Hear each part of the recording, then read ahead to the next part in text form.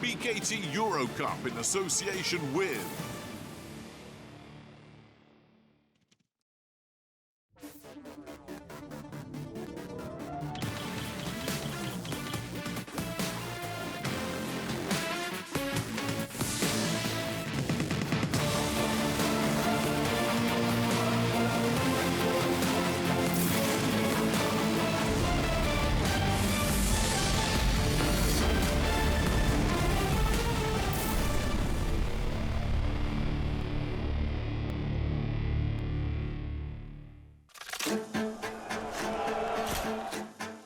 All the pieces are in place. The countdown to the BKT EuroCup Finals has begun.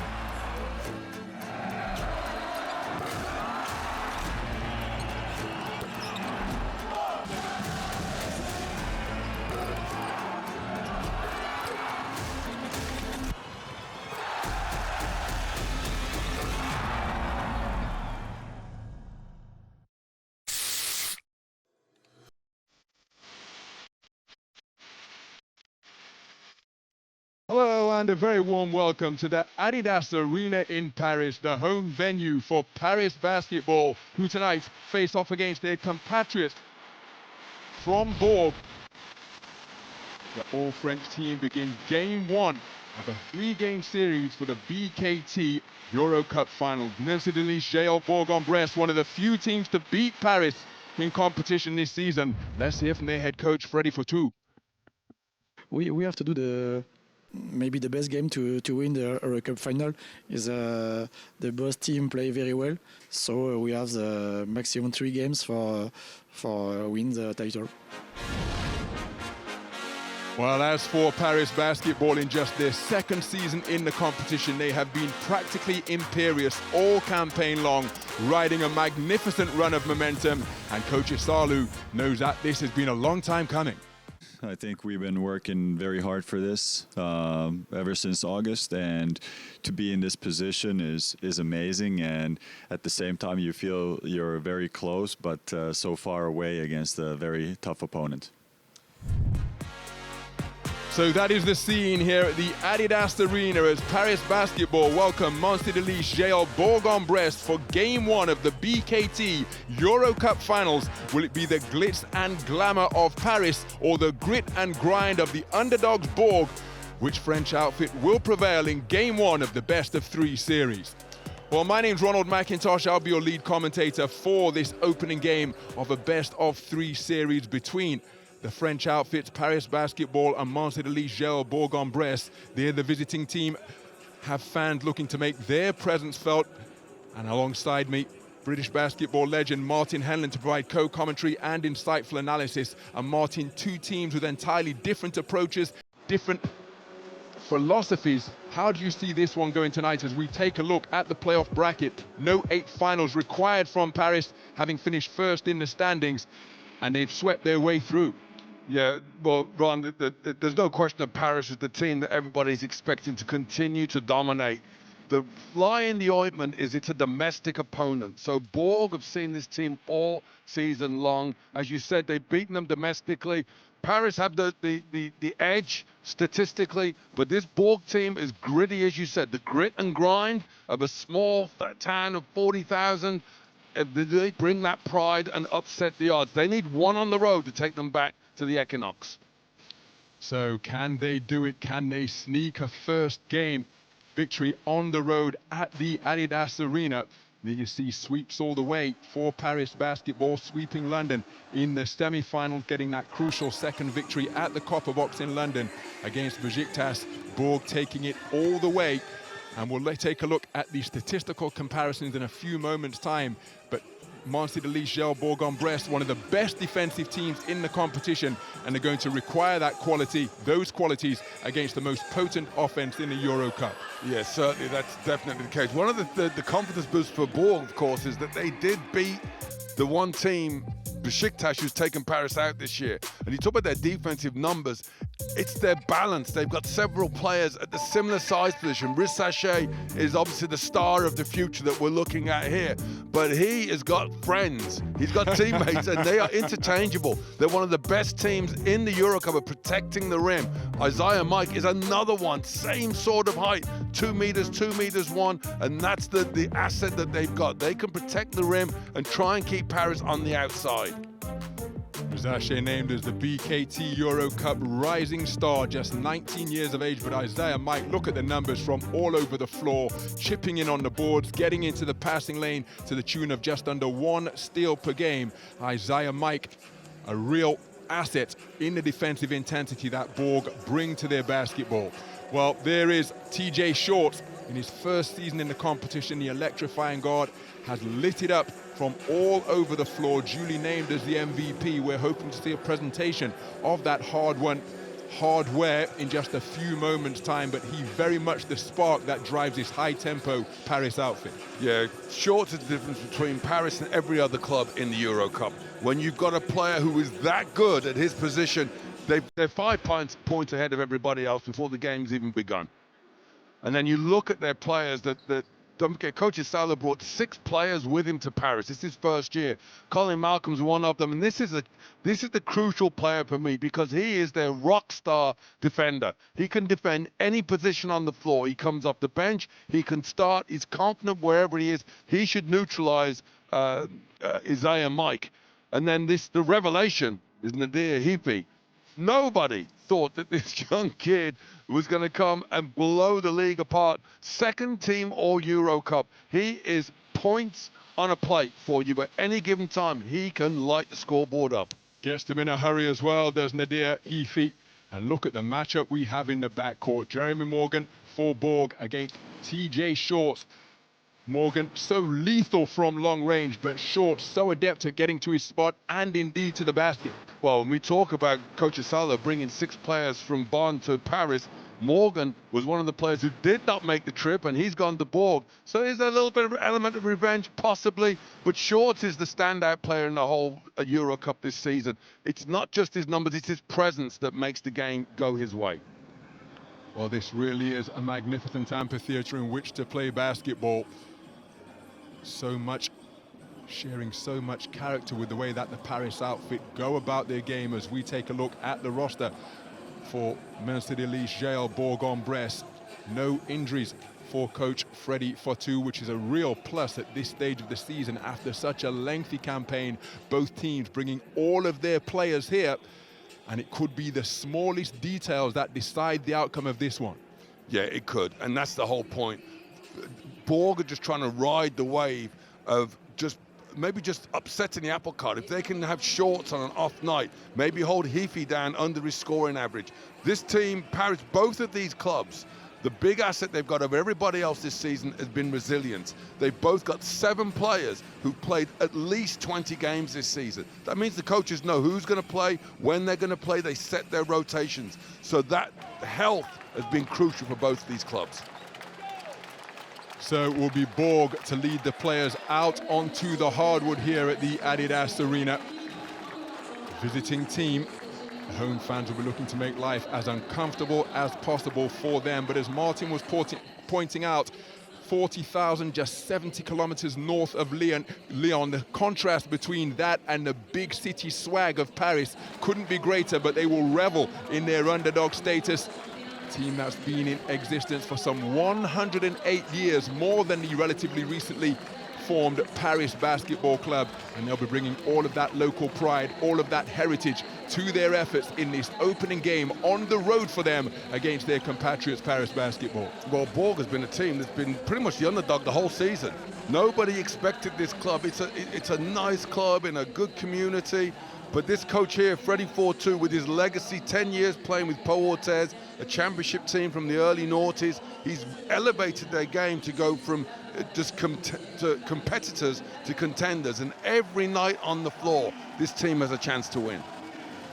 So now the house lights dipped, and it will be an altogether more dramatic set of introductions for Paris Basketball. Lights from camera phones illuminating stadium darkness here. as we enjoy this montage up on the Jumbotron above center court.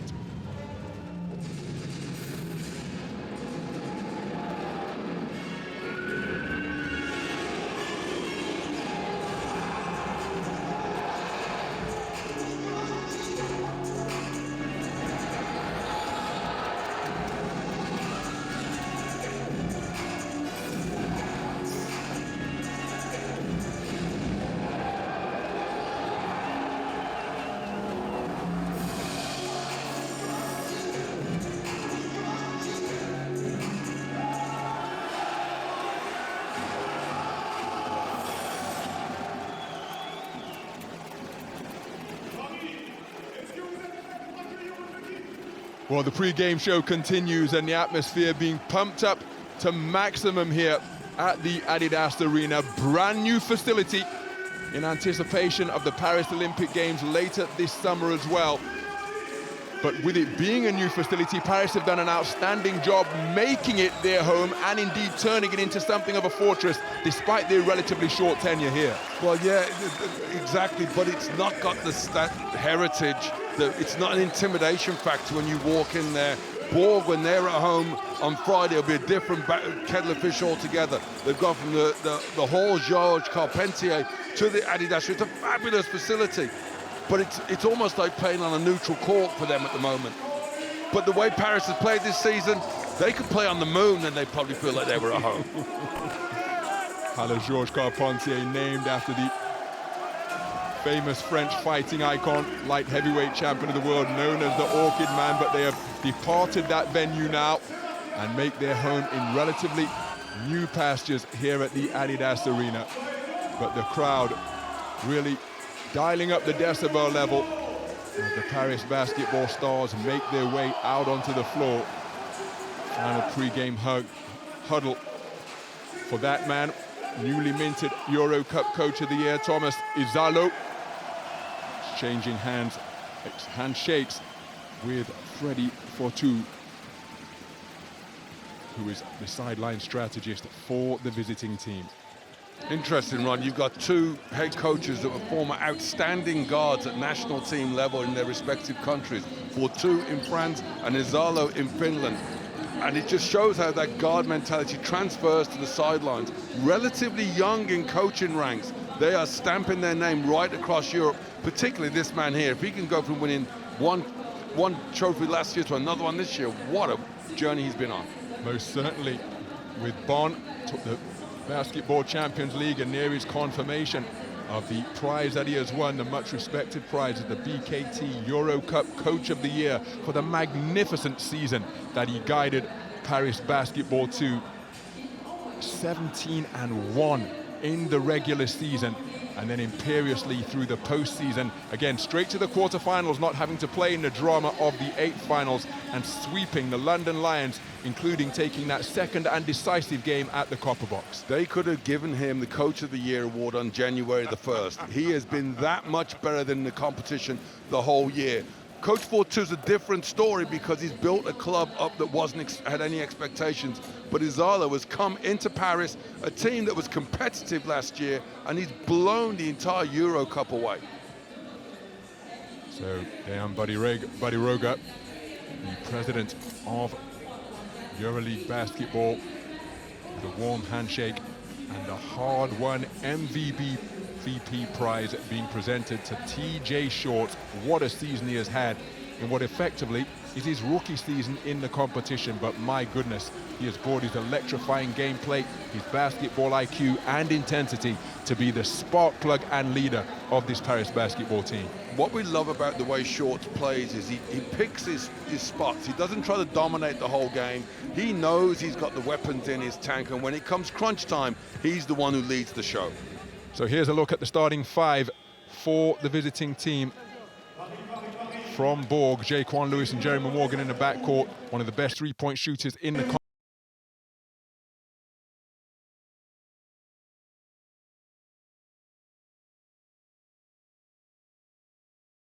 position.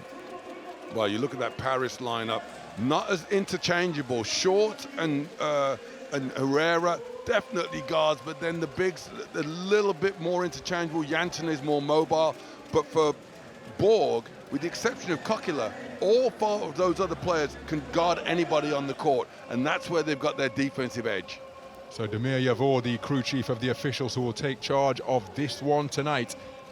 And again, crucial that the players get onto the same page as the referees in terms of the amount of physicality that's going to be permitted. And of course, with this being the climax of the competition, expect the physicality to be through the roof. The battle for position on the boards and in the paint could well be a bruising one.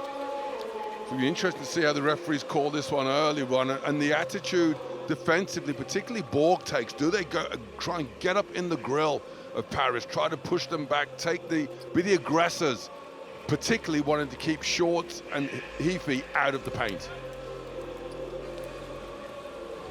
Bourg, the second leading defensive team in the competition, conceding just 76.2 points per game. That's 3.1 points per game fewer than Paris, who are the third stingiest defense, but Paris scoring more points than Bourg to the tune of 14.6 points per night, averaging 98.4 points per game. Testament to their blistering offense and how they can put the ball in the basket at a rapid clip. And yeah, if you talk to Coach Azalo and the Paris players, their game starts with defense. That's what triggers that point. They're going to be the best offensive team in the history of the EuroCup.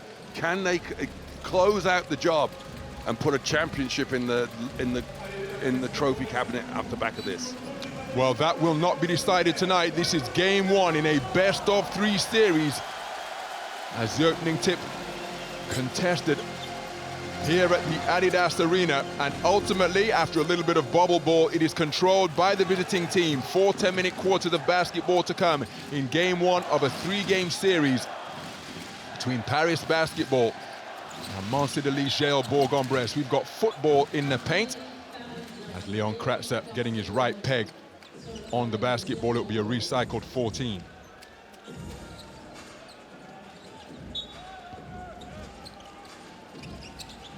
So end-line possession for Bourg. Risacher.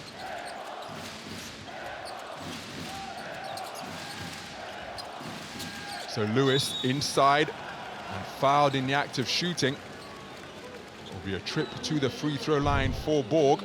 Well, in Jaquan Lewis, Ron, Bourg have a point guard who could potentially be at least competitive with TJ Shorts. Shorts is the standout player in the EuroCup this season. But Lewis, particularly since the quarterfinals and semifinals of the playoffs, he's been a part of that core 4 players, besides Kokila, who've just been dominant against other teams. Outstanding defender, always looking for steals, and an excellent passer and creator. Kokila 66% from the free throw line this season. His second in the EuroCup, his second with Bourg. He goes 1 of 2 on that trip to the line, but it's first blood to Bourg as they open the scoring. TJ Shorts being pressured full court by Jaquan Lewis. They dump it down to Kratzer. Quick shoulder check before coming out beyond his shooting range into 3-point territory. It's Shorts working the dribble. Risacher on the perimeter, down in his defensive stance.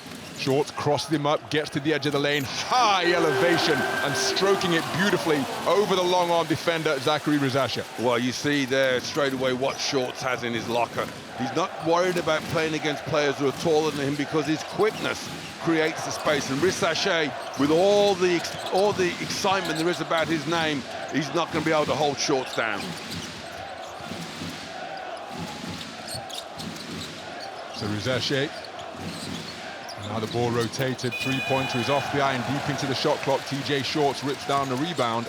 Solid half-court D from Paris. And there you saw a perfect example of how the defense of Paris leads the charge for them. Bourg had 0 answers of how to attack the basket at the other end. Well, that's a foul and a half. That's one way to make someone stay fouled. Right foot to the shin.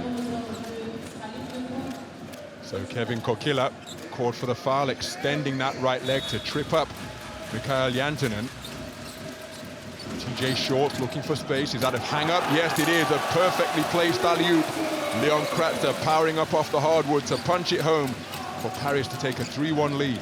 Well, Shorts in this mood is unstoppable. Now, Leon Kratzer, veteran big man, but he's hardly what you'd look for in a highlight reel power player. And Short somehow gets him for the open alley-oop slam. So step back Jay on the baseline is an air ball.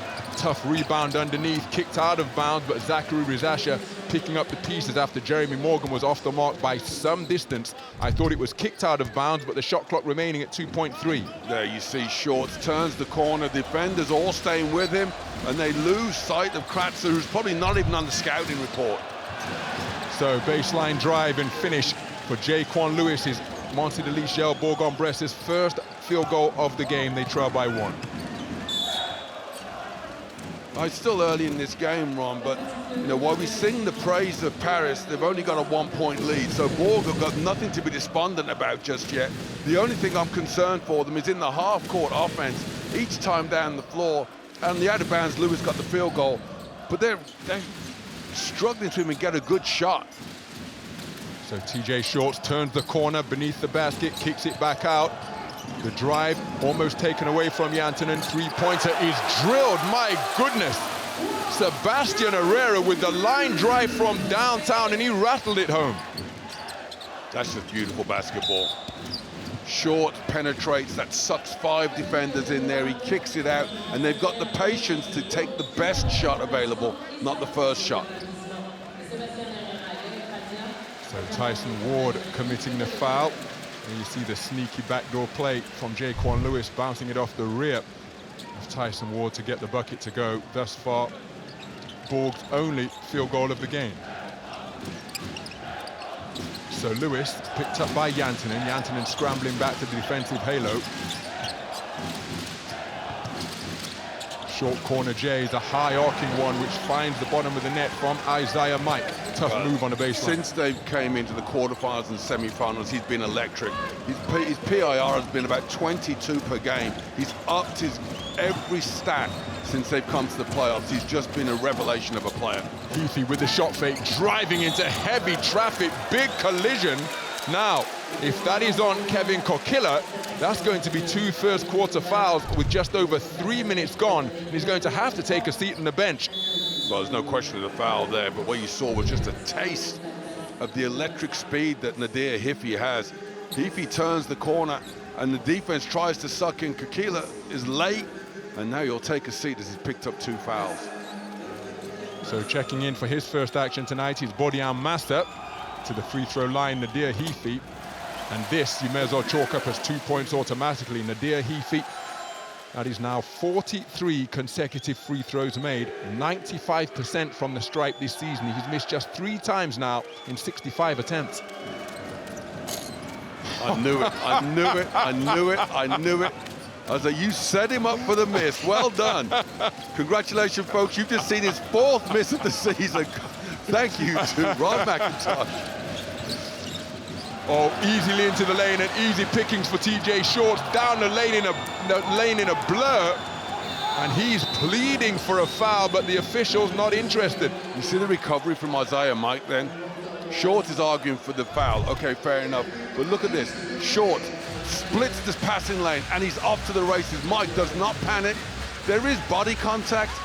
This is what I say, how the referees are going to call it will evolve over time. So Lewis being defended by Ward. Now Julien back to the high post, spinning his way into the lane and finishing with the drop-in hook is Bodian Massa. Terrific work from the high post down to the defensive halo. Hey, sometimes if you get points from places you weren't expecting it, that's a huge boost. And again, I say the same thing, Paris look like they're the aggressors so far, but they only lead by a point. TJ Shorts getting creative into the lane with the left. Tyson Ward looking for the follow, but the whistle had sounded before that. TJ Shorts vocal exchanges with the referee. Shorts can go either way. He's almost unstoppable at this level. And he's asking for the elbow to the throat from Lewis to Hippie. He's registered that, said, right, let me get to the ref after I draw these free throws. He's just an absolute nightmare to guard, and because he's already got a bucket, he's got an assist, and now he's going to get free throws. Which one do you choose your poison? Which one do you hold down? So TJ Short's third in the BKT EuroCup in terms of fouls drawn, drawing 5.3 per game, sinking his free throws at a 75% clip. And those numbers have gone up during the postseason. TJ Short averaging 22 points in the two-game semi-final series, along with 6 assists, 5 boards, and 4 steals for a PIR approaching 30. I mean, it's just fill a stat sheet kind of numbers he has. And it's whatever his team needs. You see him on some nights, he'll have 15 points, 10 assists. Other nights, he'll have 30 points, 4 or 5 assists. It's whatever his team relies on, he delivers. So 4 minutes gone, TJ Short's taking a breather. As Mehdy Ngouama onto the floor for his first action tonight. That's football. Despite the optimistic inquiry from Justin Simon that it should be Paris basketball, it will remain Bourg's possession from the sideline as Lewis, defended by Ngouama. Paris in a matchup zone, scrambling back to the top is Malcolm, going glass off the iron, rebound wrapped up on the inside by Paris, and Heafy down the court with blazing speed, but look at that for collapsing defense. Ball comes loose, battling for it, offload in the lane, and Nadir Heafy with the finish from Mikel Kessens, who hustled to get possession back. Yeah, Isiaha Mike did a great job getting the steal, but then Paris relentless, just sticking with the play. And if you give Heafy any kind of open look, he's going to try and get the shot away. Julien driving, kicks to the corner, 3-pointer fired off the mark.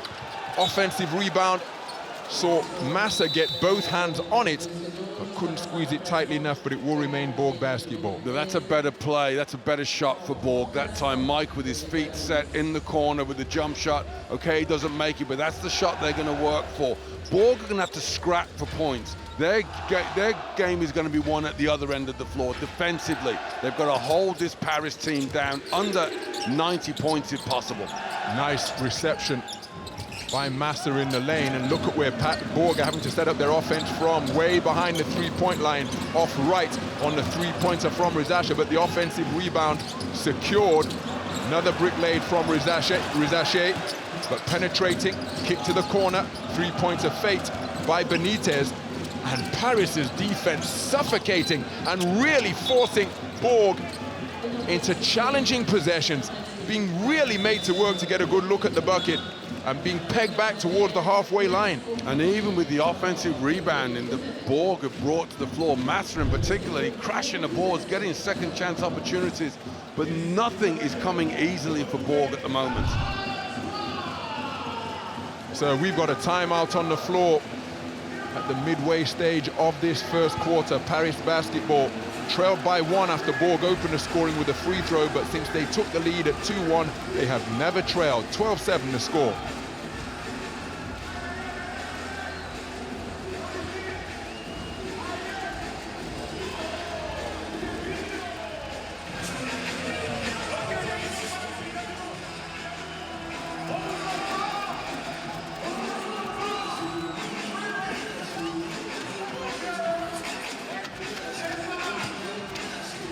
So Paris basketball perfect from the field in these early stages, 4 of 4 from the field, including hitting their only three-point attempt. Bastien Herrera drilling what was a difficult look after a play that was patiently executed by Paris. That's the only three-pointer attempted by Paris basketball. As for Bourg, they are 0 of 4 from downtown, and that's because many of those trifectas, Martin, have been taken under pressure from swarming, scrambling defenders. Yeah, but where they're having success is 3 of 5 on 2-point shooting. So if Bourg can get to the basket, start to suck the Paris defense back in, that will open up those 3-point looks. So Lilian Thuram, one of the best defenders of his generation, 1998 World Cup winner, a real rock in that French back four. Here enjoying the vibes and enjoying the play at Paris basketball. His sons can play football too, let me tell you, already at international level. Well, everybody wants to bin around a champion. So Bryce Brown working the dribble. Look, just all over them. Difficult pull-up three-pointer, and again, it's another brick laid, but you can see why, because Paris not giving them any respite with their defensive intensity. Look at the field goals they got. A trick play where Lewis throws the ball off somebody's back. Massa takes a big man one-on-one. Nothing is easy for Bourg. But what is crucial is that defensively they're okay. They're on track right now to keep Paris under 25 points. If they can get them down to 20 in a quarter, they'll find a way to score as the game goes on. So Mincidelice JL Bourg on Bresse now 0 of 5 from downtown after taking that shot from practically near the sideline. As a perimeter J is stroked sweetly at the other end by Colin Malcolm, 36% from downtown, and it's his first season in the EuroCup. Well, we highlighted him at the top of the shot, Ron. He's a guy that does it all. He's their best defender, an outstanding shooter of the basketball.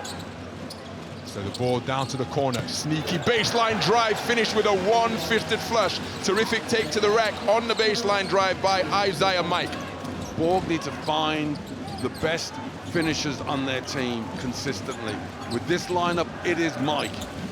Go to him, make the defense adjust. Heathy crosses up into the lane, off the back iron, doesn't get the shot to fall, but he will go to the free throw line for 2. Bryce Brown prepared to give up his body in an attempt to draw the charge, but as that replay shows, his feet never set in position. Well, there's no question about the blocking foul. You see Mike there with the baseline drive, but he's looked at Axel Julien and said, you're not quick enough to stop me.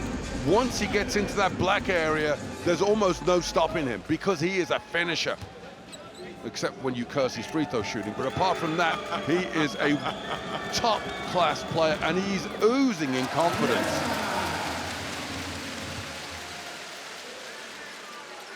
Here Heathy in his first season with Paris basketball.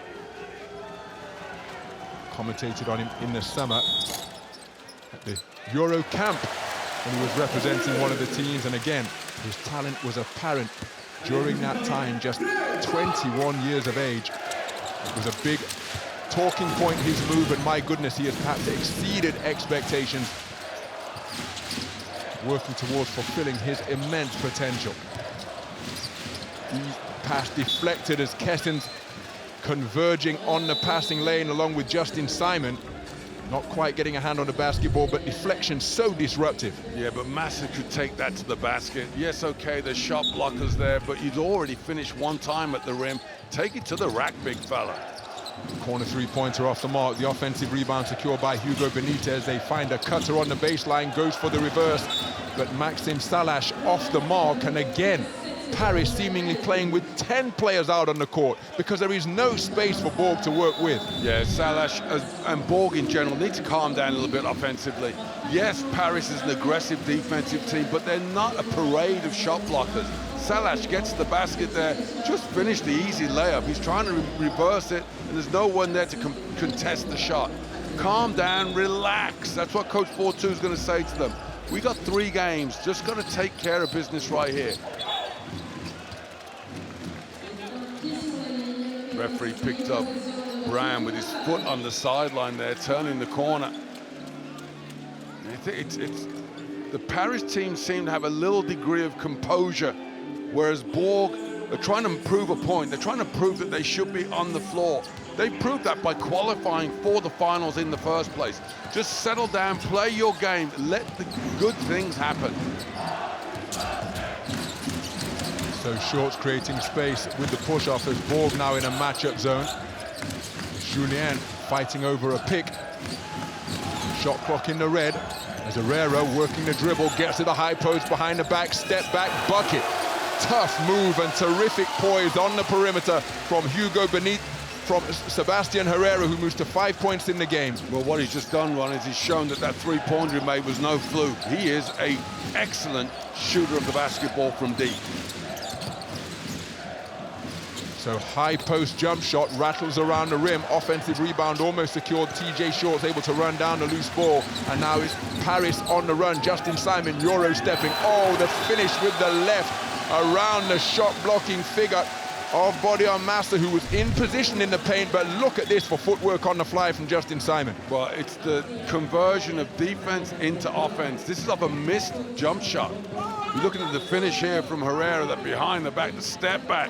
And that beautiful stroke, he's off balance, but he gets his feet balanced, gets his feet in composed, strokes the jump shot. Paris basketball showing us how they can turn up the heat. A 13-2 run for Paris basketball has seen them open up a double-digit lead in this first quarter, 21-9 the score.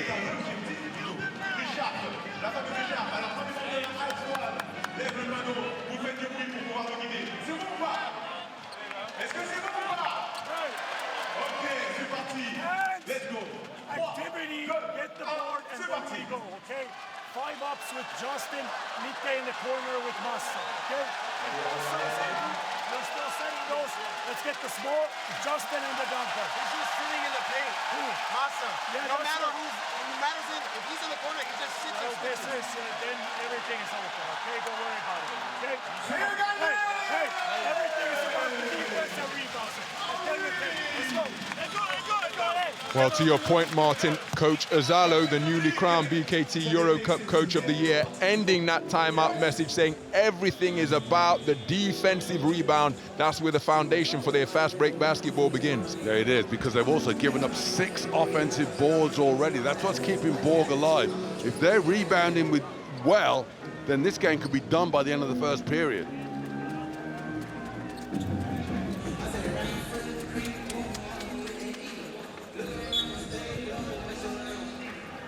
So just under 2 minutes of the first quarter remaining.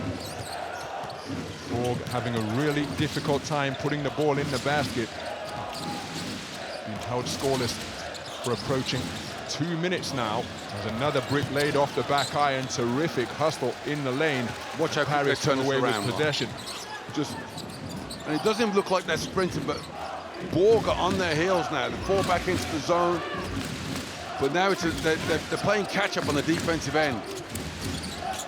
So Shorts, big jump stop at the dots, off the front iron, ball still loose. Possession secured by Bryce Brown.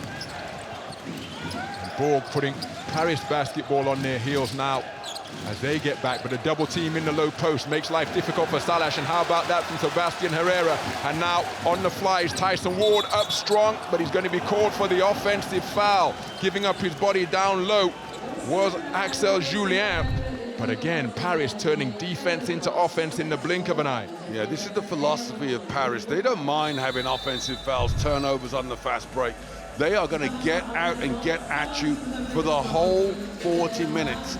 You've got to be able to score with them, otherwise they'll blow you away. So checking into the game for his first action tonight is Bresse, competition leader in terms of 2-point percentage, shooting at a ridiculous 86% from the field, and he's not an out-and-out big. Oh, that's a terrific defensive play from TJ Shorts. Intelligence demonstrated by Bryce Brown to let go of the basketball so he didn't commit a travel. And how about that for composure to rescue a potentially broken play when he was stripped by the blistering speed of TJ Shorts. Yeah, outstanding composure, recovery from Brown, and just showing that what you can do if you just let the game come to you. This is, all of these are professionals, you know, they've been playing this game a long time. So TJ Shorts off the front iron, Bresse getting a hand on the rebound, and we've got a whistle down low. Bresse's activity on the offensive glass reaping dividends for Paris basketball. Yeah, one of the weaknesses when you go to that zone defense is that the matchups on the rebounding is not natural, and that time with Massa trying to guard Shorts, the best rebounder of Bourg was nowhere to be seen. So Bresse, 13 of 19 from the free throw line in this campaign. He's a 70% free throw shooter for his career. So practically 3 minutes is the drought experienced, was the drought experienced by Bourg. Bresse looks to make it a lead of a dozen once again. Bresse with a perfect trip to the free throw line to open his scoring. Bresse's brother in attendance. Amorasi. I played against him, that's a shame. Showing my age again. So closing seconds of the first quarter, the shot clock has been turned off. Ball is yet to leave the hands of Hugo Benitez, and it's another difficult field goal attempt that tickles the wrong side of the twine from Bourg's perspective. Yeah, they're just caving to the pressure of Paris. All that Paris are doing is just forcing them to beat them off the dribble and not have open, easy shots. So the Bourg could actually go and get to the basket much more easily if they worked on it. So the first quarter in the book, and Paris basketball making something of a statement, shackling Bourg to just 11 points to lead by 12. With 10 minutes played, it is Paris basketball 23, Mincidelice JL Bourg on Bresse 11 in Game 1 of the BKT EuroCup Finals Best of 3 series. Well, some of the highlights from the first quarter, and the EuroCup MVP, TJ Shorts, putting his imprints all over this opening period. Terrific sidestep J, then hooking up Leon Kratzer with a curling baseline alley-oop. This is how Bourg had to get their opening field goal and a trick play. Well, that's how difficult it's been for them the whole night long. And then Massa going to work in the post. Had another look like that, but turned it down. Meanwhile, Paris, it just seems like they found their rhythm. It's a minor victory for Bourg that they've held Paris under 25 points. Paris averaged 98 points again. If you get them anywhere near 20 and a quarter, you've won, but you got to score. As we take a look at the numbers, this may give us an idea as to why Bourg are having such difficulty scoring. 0 of 8 from downtown, and many of those three-point attempts have been under pressure, pegged back near the half-court logo or the sidelines, because Paris's defense has been energetic and unrelenting. Well, if you see it as well, Bourg have had 8 more field goal attempts. They've shot the ball 19 times to just 10 for Paris, and yet they still trail by 12 points. You've got to convert volume of shots into points. Sebastian Herrera, 5 points in the game to lead Paris basketball in scoring along with Nadir Heafy. But Herrera's buckets have been nice indeed. A difficult deep three-pointer deep into the shot clock, and then making a mid-range 2 where he went behind his back into the lane, stepped back and drained it. Yeah, exactly. And that first three-point shot, one of the 4 assists that Paris have gotten, 7 baskets. You know, they're in control of this game right now, and I would say they're not playing their best basketball yet. So the second quarter underway as Herrera down beneath the dots, TJ Shorts in the corner, Bourg trying to get after the Paris basketball perimeter players, but TJ Shorts with the quickness goes left, and on the follow once again, it is the power player Leon Kratzer. Both of his buckets have been above the rim finishes. Yeah, when you've got a big body like Kratzer there, you know he's going to crash the glass. He doesn't mind getting into foul trouble, and when Massa switched on the Shorts, again, there's no rebounder to clean up the mess. Baseline drive, double teamed all the way, and a three-pointer finally falls from Jaquan Lewis, ending the 0 of 8 first period that Bourg endured in this Game 1 opener in Paris. But that was the first time they took a look that was given to them. Paris can't stop every shot from happening. Tough reception down low from Jantunen. Ball back out to the perimeter. TJ Shorts driving, kicks to Jantunen in the corner. Extra pass back to Shorts. That shot blocked. Terrific perimeter D, as Salash got a hand on it. Three-pointer, Jaquan Lewis rattles home back-to-back three-point buckets as Mincidelice JL Bourg on Bresse showing signs of life. A strong start to the second quarter. Back-to-back trifectas from Jaquan Lewis prompts coach Ezalo to call timeout to stem their momentum immediately.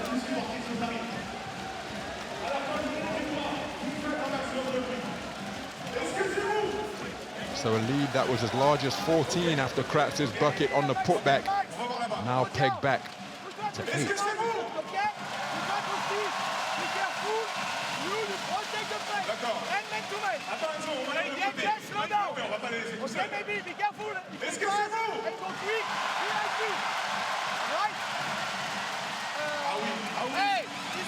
We gotta go help the rebound.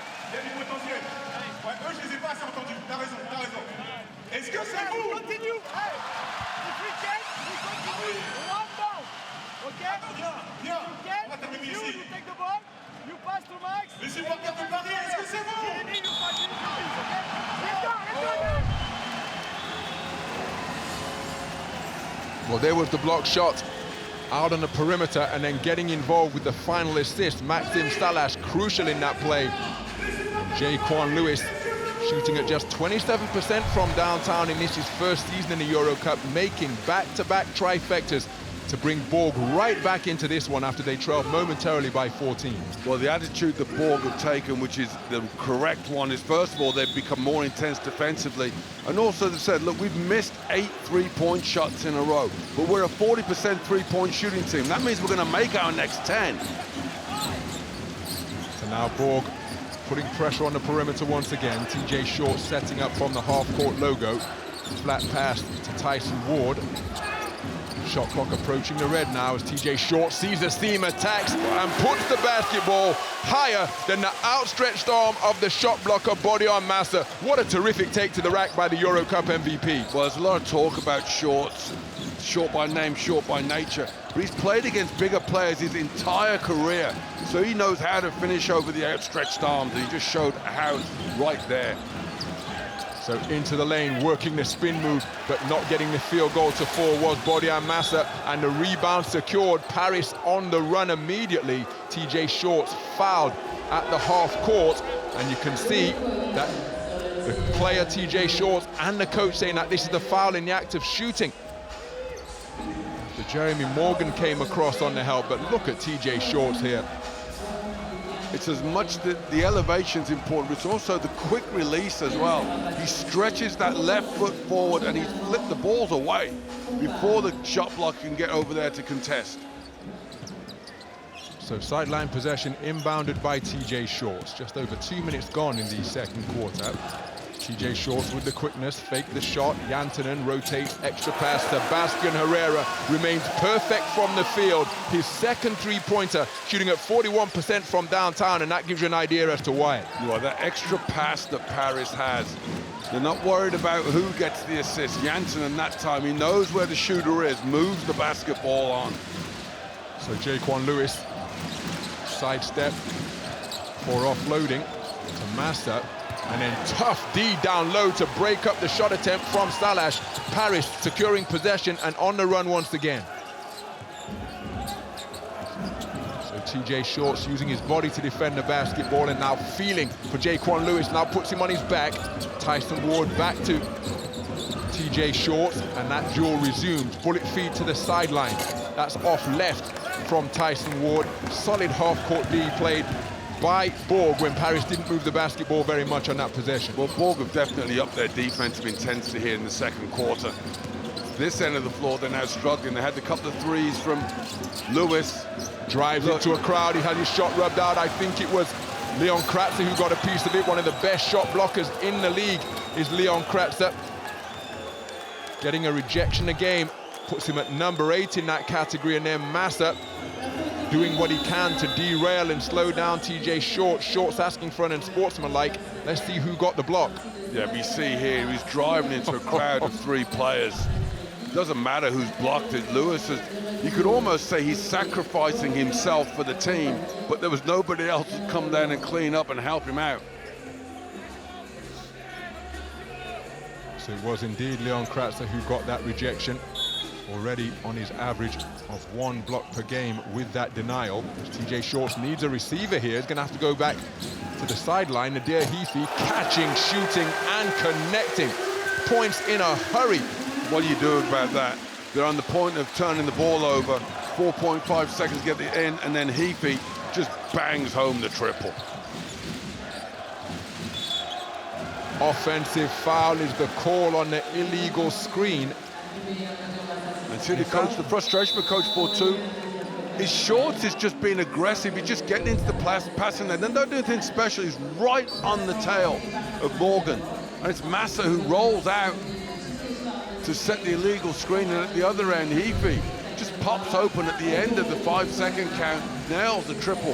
And this man here, Shorts, dominating the game even when he hasn't got the ball in his hands.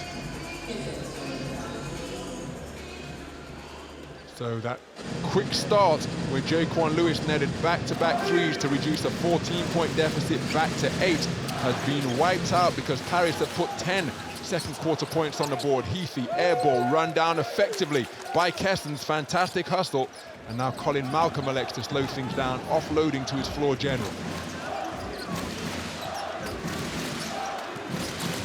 So Ngouama finds a cutter, but the bucket couldn't be completed. Off the mark, solid defense by Bourg to secure possession with the ball.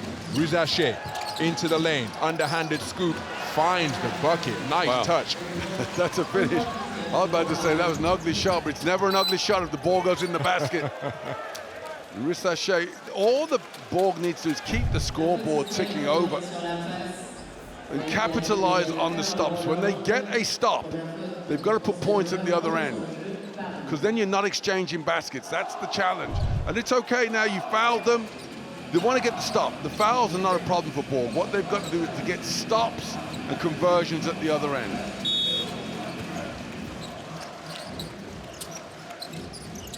So Heafy, one-on-one with EJ Rowland. EJ Rowland on the wing of this matchup D. Three-pointer from Mehdy Ngouama is off left. Offensive rebound, but it's been secured illegally, I believe, by Justin Simon. No, I think they've called that on Risacher because Simon had position, and Coach 42's frustrated.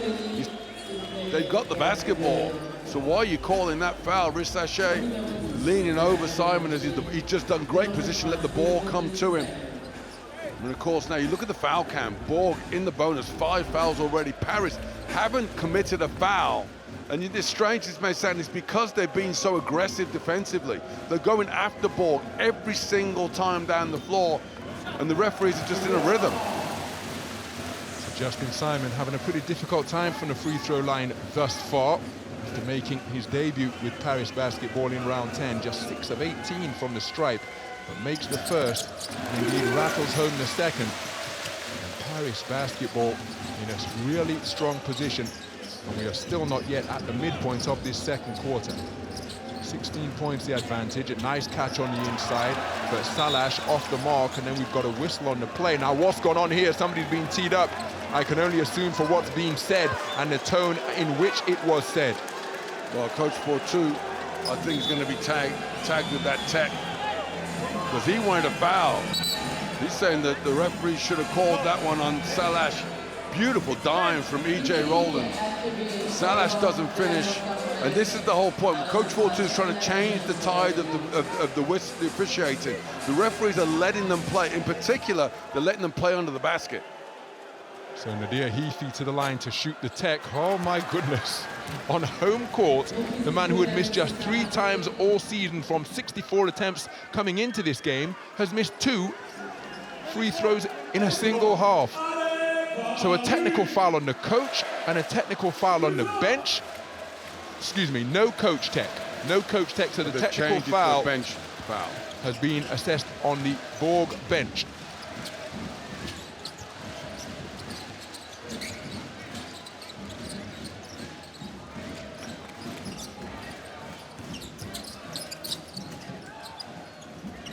So it's Mehdy Ngouama, head up, exploring his options. My goodness, that was rather ambitious, left his feet, but look at that for commitment to the play. Got the basketball back after he committed the turnover. Heafy into a crowd, comes away empty-handed. Kessens with the offensive board. It's a recycled 14.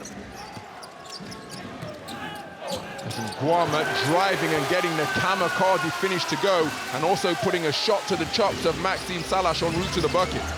Well, Paris are the best team in the EuroCup at finishing at the rim, shooting 60+% on 2-point field goals by the basket. And they've just done 3 consecutive drives at the basket. No respect for the rim protection of Bourg, which is supposed to be the best in the EuroCup. There's no question what their strategy is. Get to the basket. So Ngouama leaving his feet to pass. 3-pointer is strung by Colin Malcolm. 36% from downtown this campaign. He's 1 of 3 in game 2 of the semi-finals from deep against the London Lions. And my goodness, Paris blowing this first half open to lead by 19 points, 40-21 the score.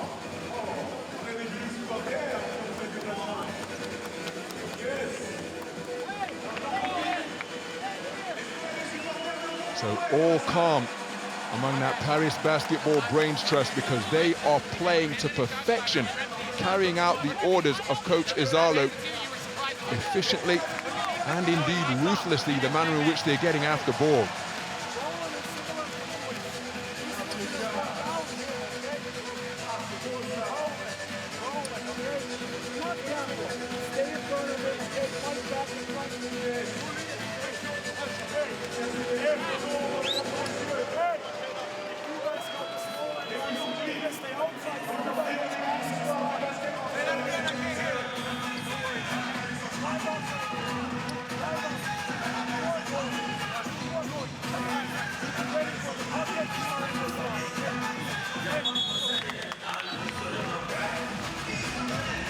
Here is David Kahn, the president of Paris Basketball.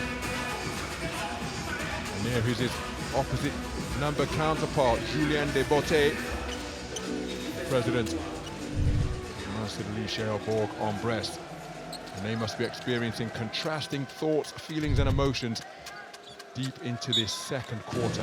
Well, as presidents of their clubs, they both had a massive impact on their local communities. David Kahn chose Paris to establish this club in light of the Olympic Games coming here this summer. He wants big, he wants the EuroLeague, he wants it all. Whereas Julien Desbottes, he's looking to build Bourg as a local community club. We talk about Pau Orthez where 4-2 played. That's a family environment, and they built dynasties in that manner. So the ball kicked to the corner. Malcolm out of that confined position, and then a finish supplied by Michael Kessens, back on the floor for the first time since the quarterfinals. His team up by 19 once again. Well, you're seeing what Paris are doing. They're attacking the basket, they're going inside, and when the rare occasion that Bourg does stop them, they kick out for the three-point shot. That's what we had when the last time out was called, and that time with Kessens at the other end. And again, because they're so aggressive defensively, that's just their first foul. 7 minutes into the second quarter, lighting the scoreboard up, back on track to get that 25 points again, which is what they aim for. Things looking good for the team in black.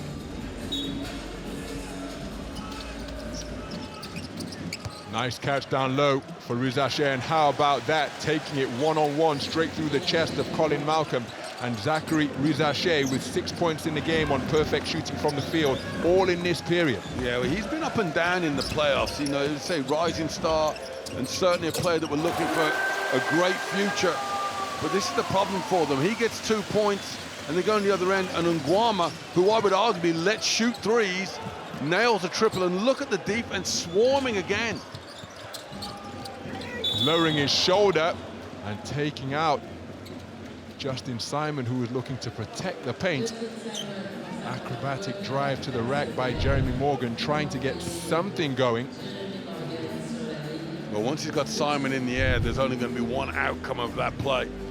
And Morgan, familiar with the system of Coach Izalo, of course, having played for him for 2 years in Germany. So Morgan, 69% from the free throw line this season. As Martin mentioned, another one of those Basketball Champions League winners with Coach Izalo, the Telecom Baskets Bond. And he makes both free throws.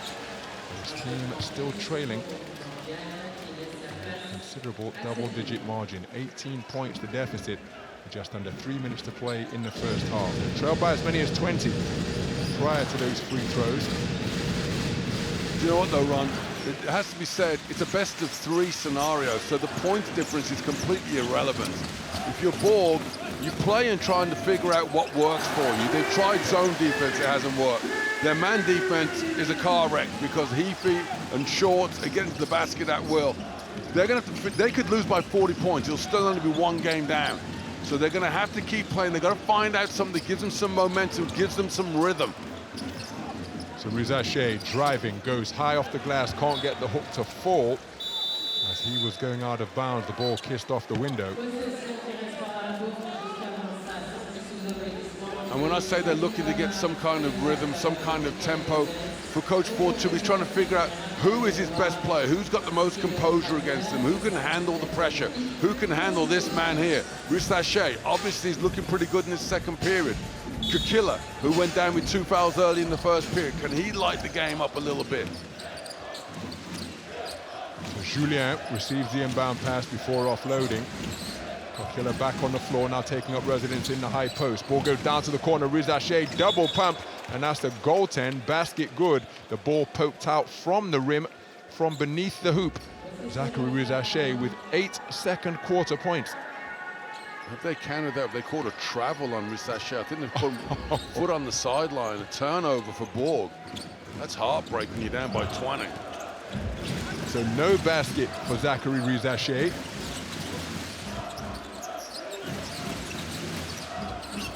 Short. Kokilla, remember, picked up 2 fouls in the first quarter on the point of this matchup zone, and this could well be food and drink for TJ Shorts as he blows by him as though he isn't there. Yeah, so Bourg have got to figure out a change for that there. You've got that complete mismatch. You've got to go at Shorts, risk him giving up for an open three, because otherwise he's just going to take you to school every single time down the rack. 22 points the advantage, and just look at how difficult it is for Isiaha Mike to take it down the lane. He was getting bumped, clawed and scratched every step of the way down, but as Martin's already pointed out, that is just the 3rd team foul committed by Paris with just a minute and a half remaining in the second. And the refs could have called 3 fouls on that play. That's how aggressive Paris are. They are the bully boys of this game so far tonight. So Benitez from the sideline logo, Risacher to Axel Julien, who drives, double clutch. The reverse is a pretty play. And even though it's only 2 points on the board, maybe that will be a catalyst to give Bourg some confidence and just allow them to play with a little more freedom and perhaps composure in the face of this swarming Paris D. TJ Short, ball not leaving his hands, and why would it, as you can get to space, count the bucket. Without the goaltend, it would have been a friendly shooter's role. And TJ Short enjoying life here at the Adidas Arena. His mother in attendance, capturing that for posterity on the smartphone. But what a take to the rack, what touch, what timing. TJ Short, MVP indeed, as the crowd are reminding us. That's exactly, that's deserving chant as well, and he's shown us exactly why. Mom and Pop's there.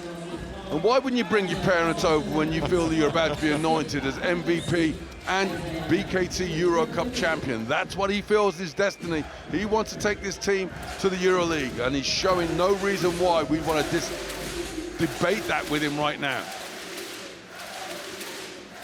So mentioned how effective Shorts is at drawing fouls to the tune of 5.3 per game. He duly completes the 3-point play. The game's 2nd double-digit scorer after Nadir Heafy, and what a blistering backcourt combination they are as Paris set back in the matchup zone. Jantonen out pressuring the ball before scrambling back to home base. Risacher drawing the foul on TJ Shorts, and with 47 seconds left, Paris still have fouls to give.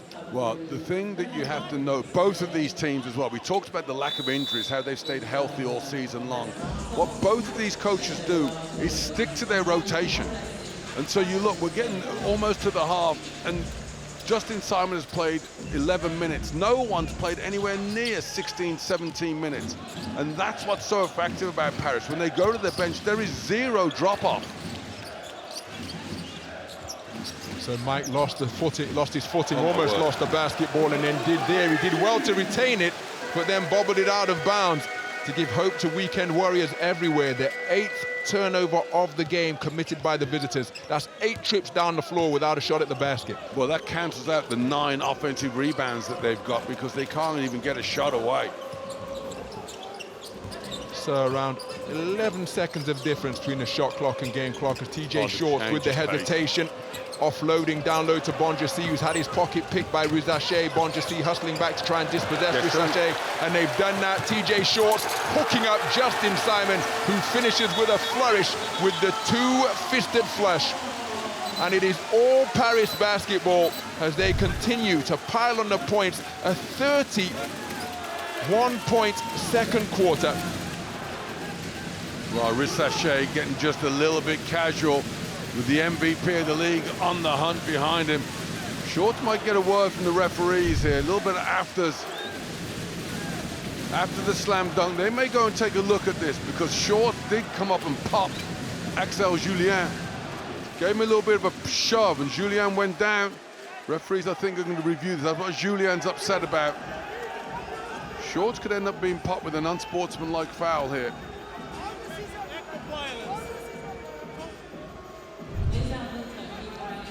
So the larger box of the 2 that are on screen is what the officials are scrutinizing. Let's listen in.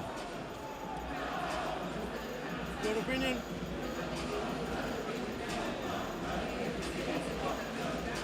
In my opinion, it's a there are hands on the body, but nothing to say it's unsportsmanlike to call it as unsportsmanlike foul. Let's continue after that. What's happened?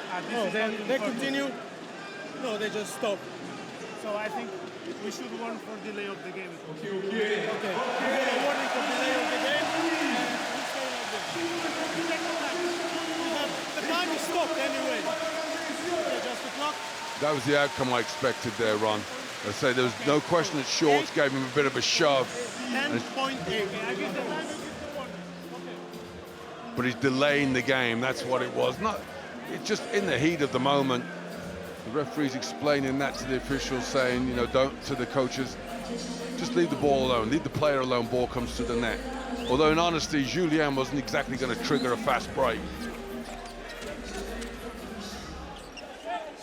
25 points. They've gone from 23 to 31 points in the second quarter. So closing seconds of this second period. Hugo Benitez offloading, Kokila driving, hits the deck after being fouled in the act of shooting. Paris in the penalty with 4.6 seconds left, and Kokila will go to the free throw line. But that seems to be the story of this half. When they finally get something good, you say, oh, they're going to go to the free throw line. He doesn't get an easy basket at the end of it, because even though he gets fouled, C comes over and partially blocks the shot. He's got to earn his points at the charity stripe. It was Kokila who opened the scoring, went 1 of 2 from the stripe to give Mincidelice JL Bourg Bresse their only lead of the game.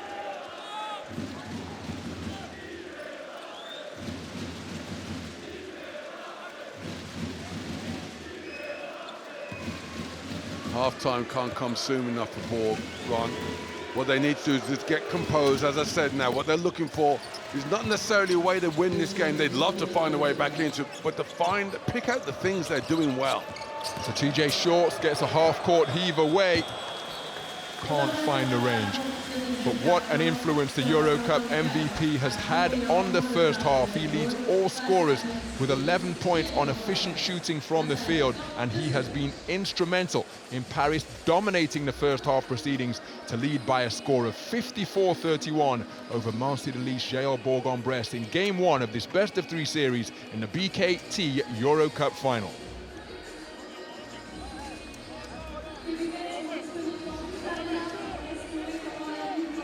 So let's hear from Jaquan Lewis, 2 3-pointers in the second quarter. That's a tough one. You were able to hold them for 10 minutes, but not 20. What do you need to do differently for the next? We got to pick it up on defense. We got to communicate better on defense. You know, they're picking us apart on the mismatches. We got to play team defense and do what we came here to do, man. Thank you. So Jaquan Lewis imploring his team to pick it up in terms of defensive intensity, but it's the defensive intensity of Paris that is making life really difficult for the visitors at the offensive end. Well, let's hear from Sebastian Herrera, who shot the basketball beautifully, perfect from the field for his 8. You're off to a great start. You're up 25 or so. Able to have good looks, making shots, running the floor. What do you need to do? Keep on doing this? It's going to be a tough second half. We got to stay focused. The lead doesn't matter if we start doing other stuff. I think the most important thing is 0-0 now, and we got to come as aggressive as we came out. Thank you. So Sebastian Herrera illustrating and epitomizing the mentality that Paris basketball have used all season long. Despite their big lead, they're still seeing it as 0-0. The third quarter often their best, but Sebastian Herrera perfect from the field in his 8 points. Jaquan Lewis with the same score, 2 3-pointers to open the second quarter for Bourg. That brought them back to within 8 at 25-17, but then Paris dominating thereafter.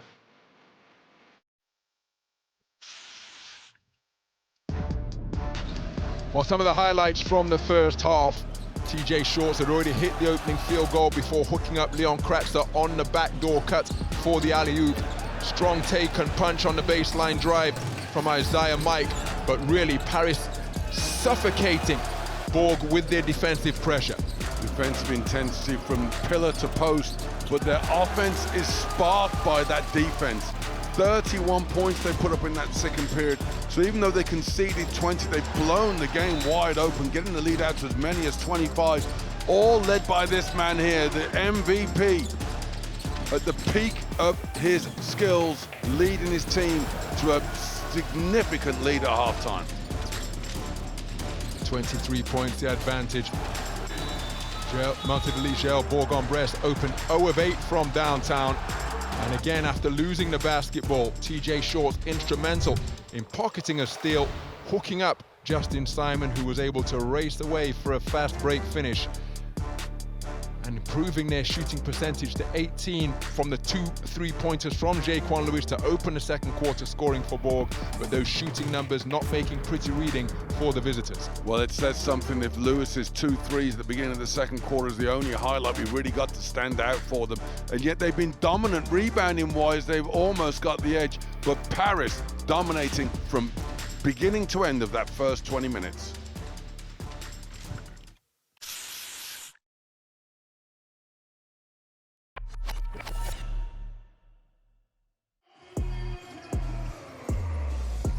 Oh, snaking his way to the rim again. TJ Shorts. Just unstoppable, that, isn't he? He elevates so quickly. TJ Shorts puts it in. Bresse puts it down. Now a catch and release. Bingo. TJ Shorts. And he's really starting to take this game over. Good luck there for Williams, who finishes the big-time right-handed dunk. Difficult shot, nicely done. Trevion Williams. Beautiful pass. Spectacular assist out of the low post from Trevion Williams. Clay Pice floats it up high, look out. Trevion Williams rising to rock the rack. The beautiful play by Morgan as he hits Olaseni back door. Sam Decker off the mark. What a rebound! Gabe Olaseni. Gabe Olaseni pounds it home.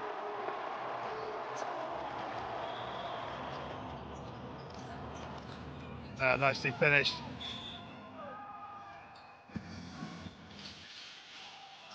And the throwdown. That's sending a message indeed.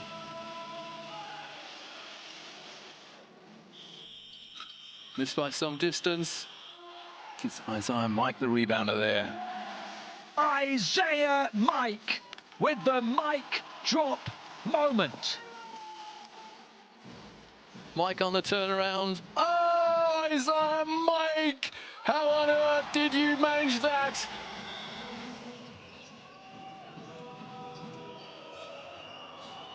Morgan pulls up, deep three again. London Bridge is not falling down now tonight. 20 feet down low to Josh Sharma, goes to dunk, finishes through the foul, over the top of Anas Baruchka. Matthew Morgan connects from downtown. Matt Morgan makes a pair.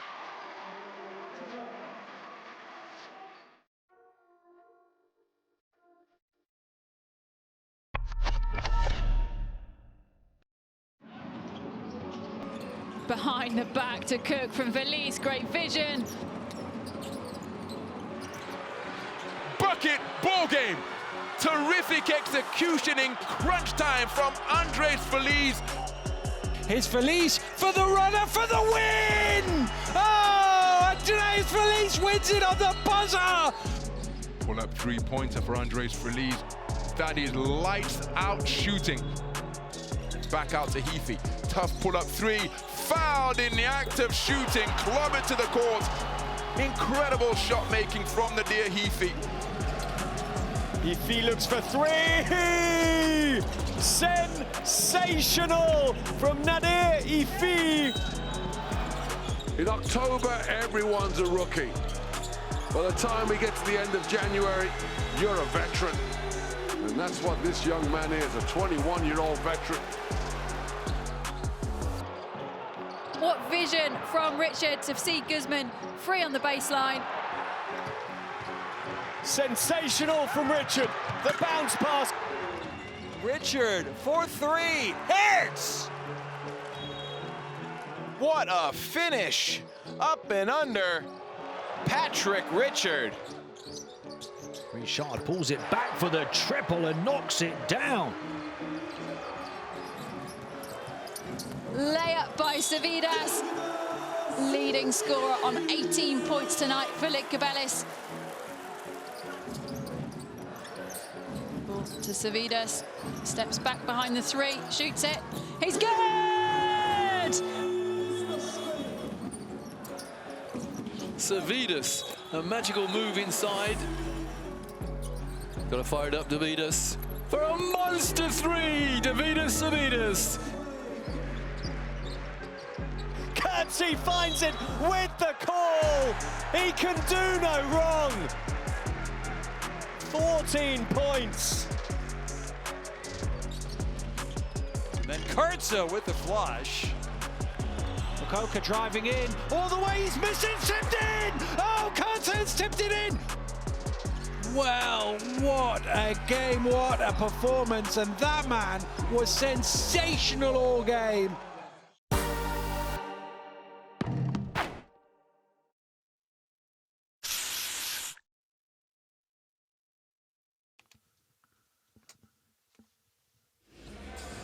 So that is the scene here at the Adidas Arena after 20 minutes of play. The home team in complete control. They've trailed only once when Kevin Kokila went 1 of 2 from the free throw line to give Mincidelice JL Bourg on Bresse the opening score and indeed their sole lead of the game. 31 second quarter points put on the board by Paris Basketball as we take a look at the leaders. TJ Shorts getting it done in terms of both points and assists, as he has done so often throughout the season, and particular in the playoffs where he stepped up his numbers and production. Well, Coach Isiaha said before the game, we prepare for this game as we've done every game throughout the season, and they performed exactly the way you've expected them to perform. They've done exactly to standard. You know, Shorts averaging 17 points, 11 points in the game. Their bench explosive, 31 of their 54 points coming off the bench. That shows that this team is a complete unit at the EuroCup level.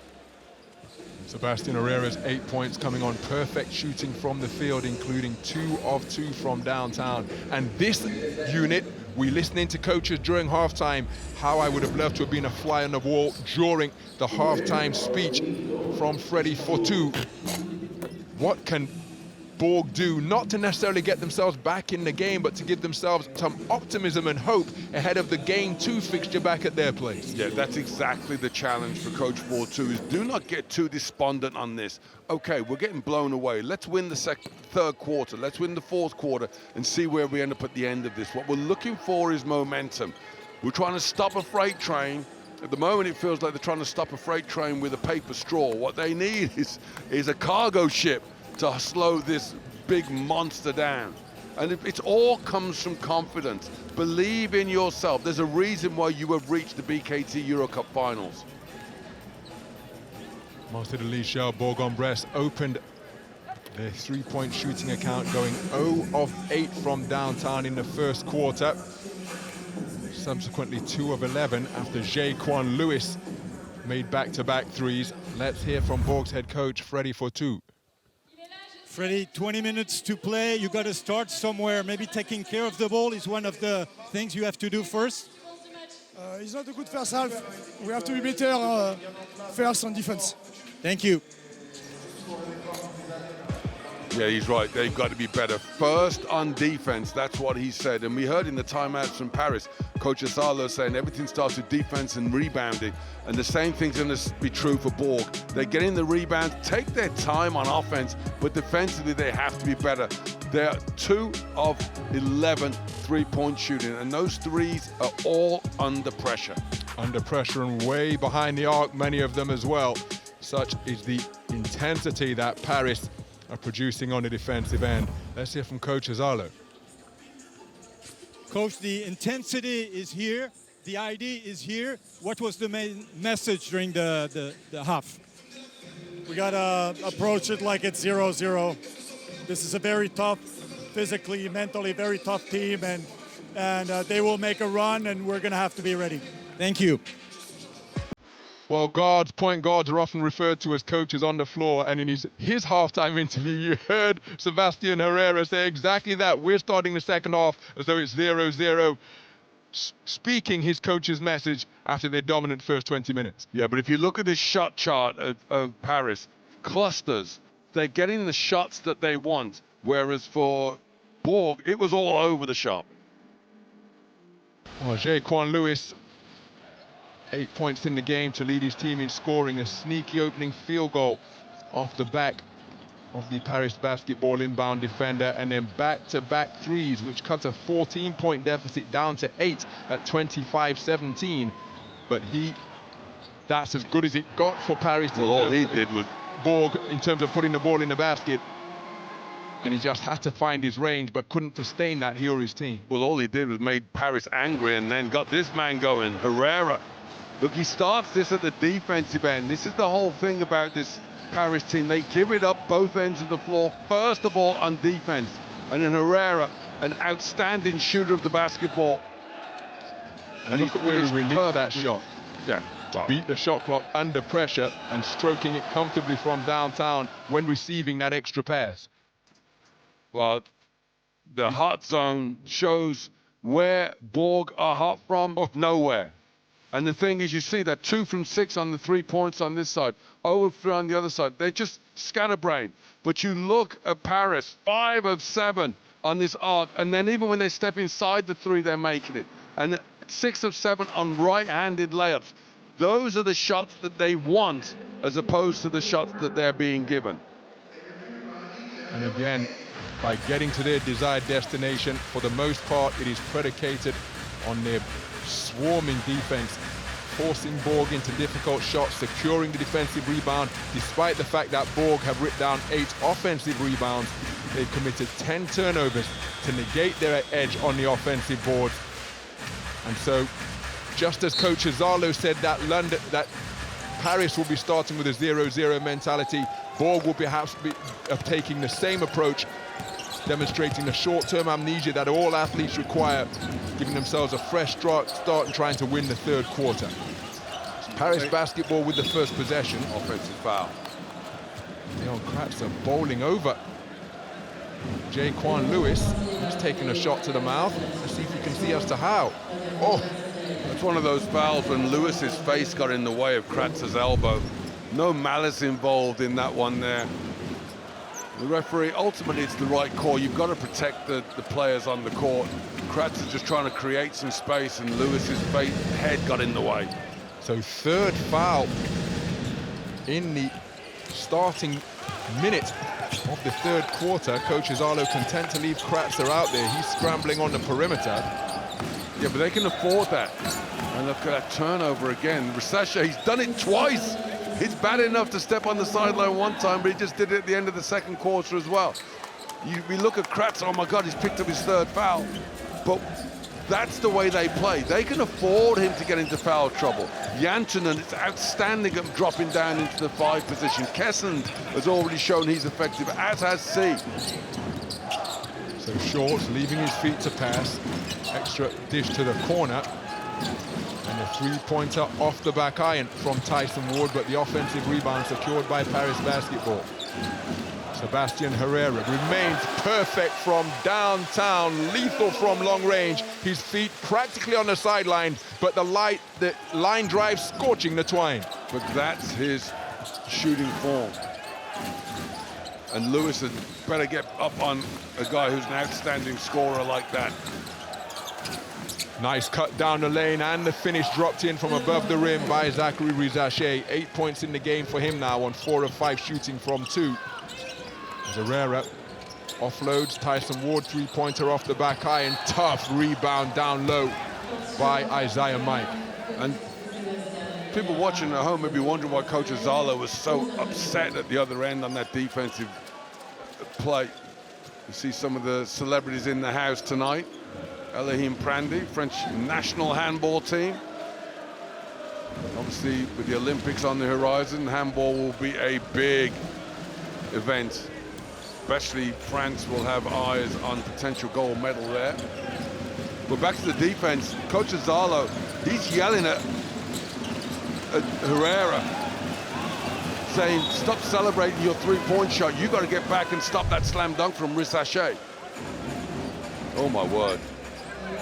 Complete miscommunication between Bryce Brown and Jaquan Lewis, but the ball must have been deflected out of bounds because it remains Bourg possession. Coach Zalo is incredulous. Well, I believe he's going to challenge the play. Has to be a coach's challenge. That didn't touch anybody. It's almost like the referee said, it must have touched somebody. Let's listen in.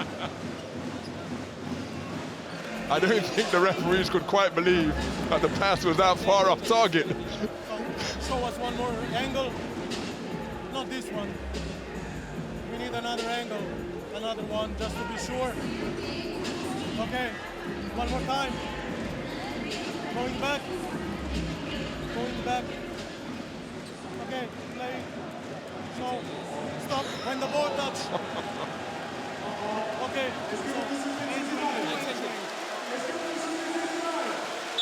So there's confirmation of what was obvious to just about everybody in the arena, that the ball wasn't deflected out of bounds.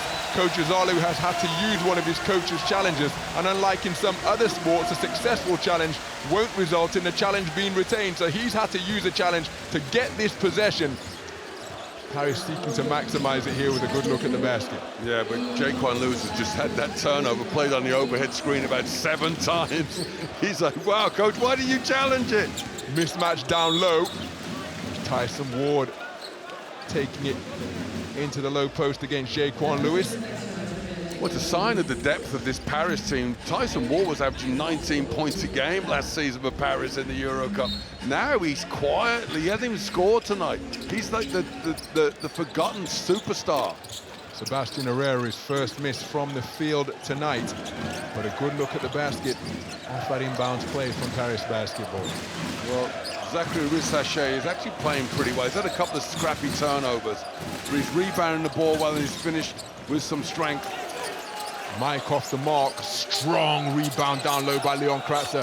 Mike not letting him find an outlet receiver easily, but he eventually does so. And here come Paris once again, 2-on-1 opportunity. Off the mark, rebound run down by Jantunen, and then he's fouled over at the sideline by Isiaha Mike.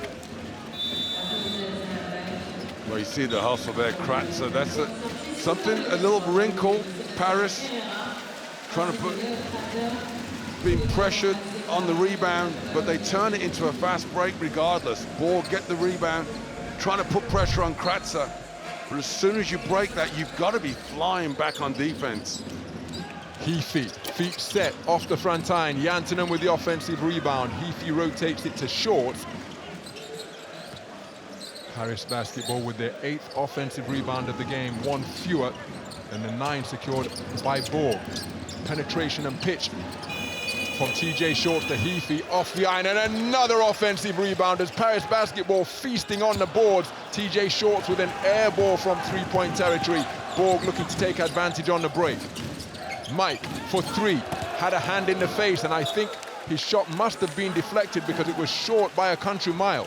Well, I think Mike might have taken a look at the referee saying he got bumped on that shot challenge, but still, it goes down as an air ball.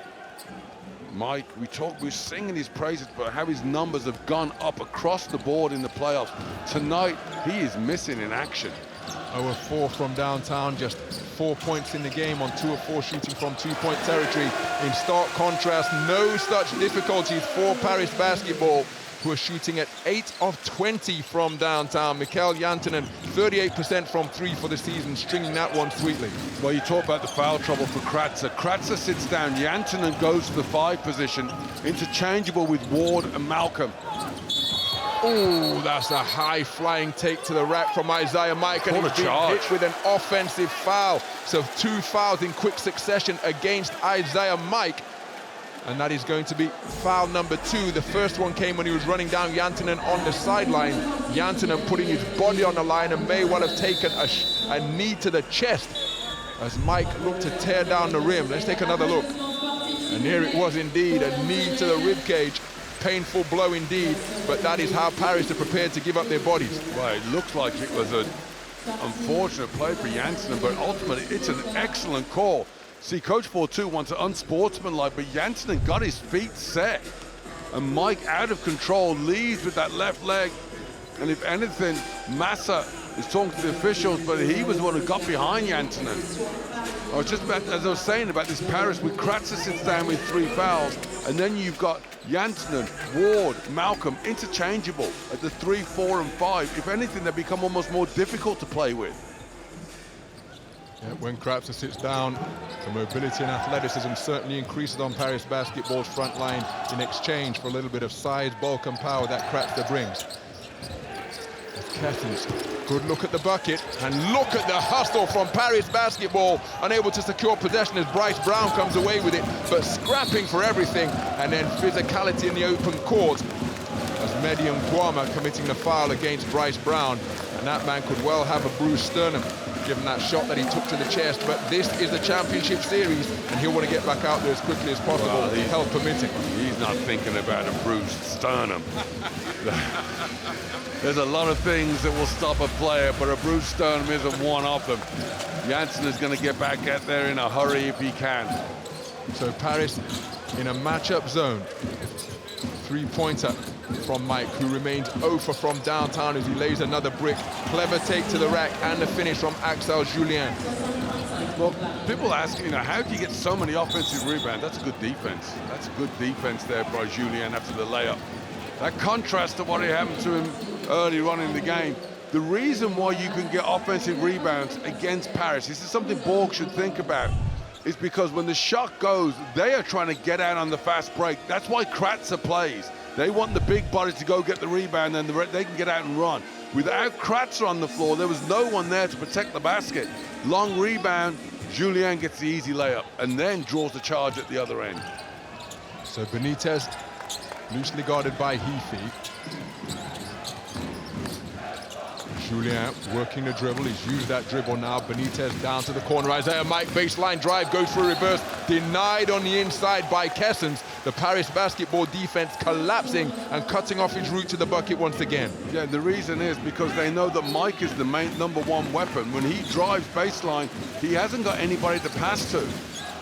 So shot clock in the red when the ball was inbounded. It's not been received cleanly. Turnaround Jay from the short corner sees the shooter's roll favor Hugo Benitez. Well, that's a better look there. Mike felt the double team, but he's looking for the open player this time. And that's where the points come. Some sort of the green shoots of positivity for Bourg. Heafy. Difficult 3-point attempt, but that's how the man plays. It comes off the front iron, rebound secured by Bourg. Julien down this right side before turning to the middle. Heafy checking his shoulder to see where that screen is coming from. Nice catch off the screen and roll from Massa. Massa short corner, didn't look to be a triple threat, kicked it back to the perimeter. Short corner Jay is a good look at the basket, but off the mark from Hugo Benitez. Yeah, and straight away Paris is like, defense is over, let's go score. Straight down the floor, attack the basket, working inside. And even though we get a turnover, we'll get a timeout as well, media timeout, chance for Coach Lizardo to talk this one over. Malcolm wants the foul. Bourg are playing harder now than what they did in the first half. The problem is they've got so much negative momentum to get over that they're still in a 23-point hole. You can see it is all square in what is a low-scoring third quarter thus far, but Paris basketball, who have led by as many as 27, currently with a 23-point lead. Timeout on the floor, let's listen in.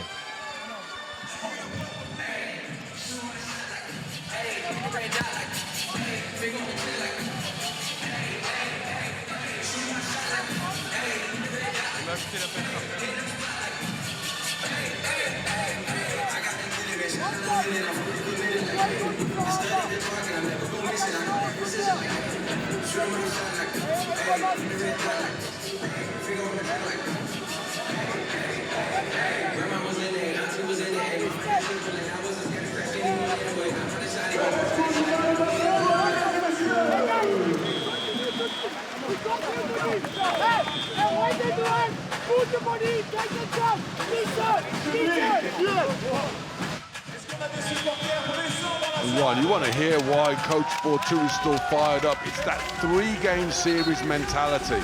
It's not that he's trying to get his team to battle back into this. He wants momentum. He's saying we can offensive rebound. We got to convert those offensive boards into points. 2 of 13 is not good enough. They're having success at the basket. Offensive rebounding, and then defensively, they're working much more aggressively on that defensive end, particularly in the half court, and that's where they're having success.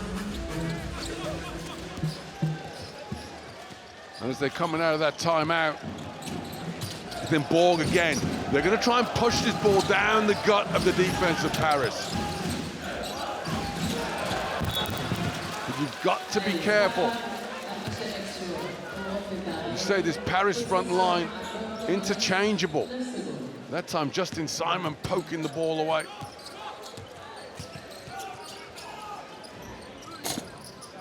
Paris having to play on their heels a little bit, then only one player going for the offensive rebound. And now this is what Bourg does not want to do, is just slow it down. They need the pace to maintain. There's some Ngouama handling, rotates it. Now, a little two-man exchange between he and Justin Simon.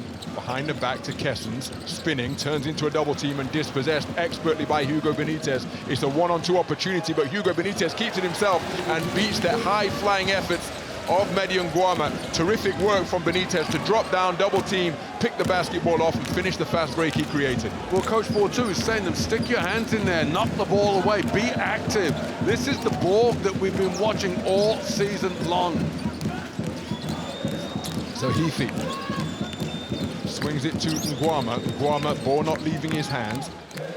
Kakilla defending on the perimeter, crossing him up is Ngouama. Beautiful baseline offload, and the cutting Justin Simon rises high to rock the rim with a two-fisted flush off a delightful dish from Mehdy Ngouama. Well, Kakilla not wanting to pick up another foul, just standing still. And no help coming over, and that allowed Simon to flash to the basket. Ngouama with the beautiful dime. Look, the help, they all squash in, but there's no one wants to get in the way of that one. The freight train, this time his name is Simon.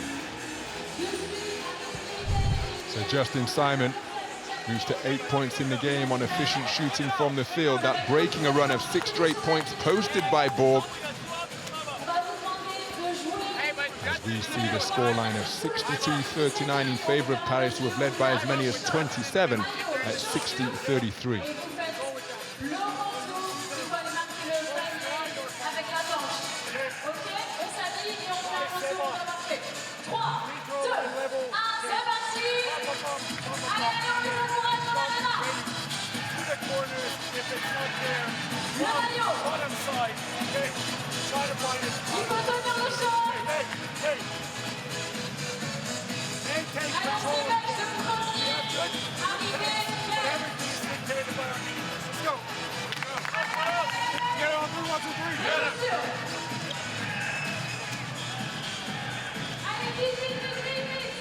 So a low-scoring third quarter thus far as we take another look at the penetration and pitch from Mehdy Ngouama. Finding spaces in that matchup zone being put forth by Bourg. You know what's interesting, Ron? Paris have only got 1 assist more than Bourg, 10 assists to 9. The rebounding, Paris +1. It's not like okay, Bourg have had 6 more turnovers. It's their three-point shooting that's let them down. It's like they've had a lack of confidence for 20 minutes. Suddenly they realize, hey, we could play this game a little bit. Led by that man there, Hugo Benitez, with a couple of steals and an easy layup. Suddenly, well, I can't exactly say game on, but they've found their mojo. But as you suggested earlier, Martin, Coach Fortu will have given his team targets, winning 5-minute periods, as we've got a traveling violation which will bring the ball back the other way. Mental error from Paris basketball. So the first target, win a couple of minutes, win the period, and that will give them the belief and momentum going into game 2 later this week, assuming, of course, that they don't do the miraculous and turn this one around, but they're still fighting. So Julien, extra pass down to the corner, Salash for 3, it's off the back iron, but a good look at the basket, but look at the energy once again. Hugo Benitez, who scored 4 points in that 6-0 run. Beautiful take to the rack and the finish. Just as you suggested, Martin, Bourg's belief increasing by the minute. Well, Paris maybe a little bit overconfident. They'll pick up now with Shorts and Heafy back on the floor together. Difficult field goal attempt off the pump fake from Heafy, but how about that for a follow from Kratzer? My goodness, barely got off the ground, but his presence in the paint, dominating the space and guiding it home with a putback without coming back down to earth. Well, that's the luxury they have with Kratzer, the Paris. He's not a massive shot blocker, but he's a wide body, takes up space. So Tyson Ward one-on-one with Salash. TJ Short from the center court logo. Big screen step by Kratzer. My goodness, Hugo Benitez needing a full tank of gas to get around that one. Kratzer with a good look at the basket, can't get the hook to fall. Well, he fumbles the ball when he receives the pass. Paris just looking a little bit static at the moment. Credit Bourg for improving their energy level in this third period. Look how deep Julien's able to get into the Paris D once again. Bryce Brown with a good look at the basket, getting to his spot, but the field goal short. Well, apart from missing the shot, that was a good offensive set. And I think Paris looks like they want to get this quarter over with. This is the bright spot for Bourg right now is they've shown they can stop them from scoring. The weakness is that they stopped the scoring when they were down by 27. But they've cut the deficit. If they get it under 20, that'll be a big mental boost, although it looks like there's free throws to come for the Paris team. And Paris, with just 37 seconds and change remaining, just 10 third quarter points, which is a considerable drop from the 31 they put on the board in the second quarter. And when you consider they average practically 25 points per quarter, a much improved defensive effort from Bourg, but they've only put 12 points on the board themselves. Well, it starts with the defense. To say, if we can get our defense consistent, you stop them again in the fourth quarter, then it comes to the coach to make the offensive adjustments to create the opportunities. Brown had one last time. Then the players got to work on making them. And that means you got a chance to think, hey, we're going to win game 2. They give anything to come back to Paris next Tuesday. So, final 30 seconds of the third quarter, a low-scoring quarter. Paris just 11 points on the board. Driving, creating space with the shoulder check is Hugo Benitez, but he's turned the basketball over straight into the grateful hands of Justin Simon. 15th turnover of the game committed by Bourg. 5 in this period alone. It's Tyson Ward, wide open 3, hopping in anticipation, but seeing the shot come off the back iron, and that concludes the third quarter of play. My goodness, we're seeing every facet of the game here in this opener of the 3-game series. After a 31-point explosion in the second quarter, Paris held to just 11 points to concede it by 1, but still in front by a country mile. Paris basketball 65, Bourg 43. Some of the highlights then from the third quarter. Bourg with a much improved effort, but Sebastian Herrera remaining hot. 3 of 4 from downtown in his joint high 11-point total. Yeah, Herrera excellent in the third quarter again, and then sparks of hope for Bourg. The spectacular coming from Paris. That's the only weak defensive series I can remember from that third quarter. Other than that, Bourg just got back to what they do. You call it the grit and grind. They grit and grinded the way to get back into this. They've got no answer for the size of Kratzer.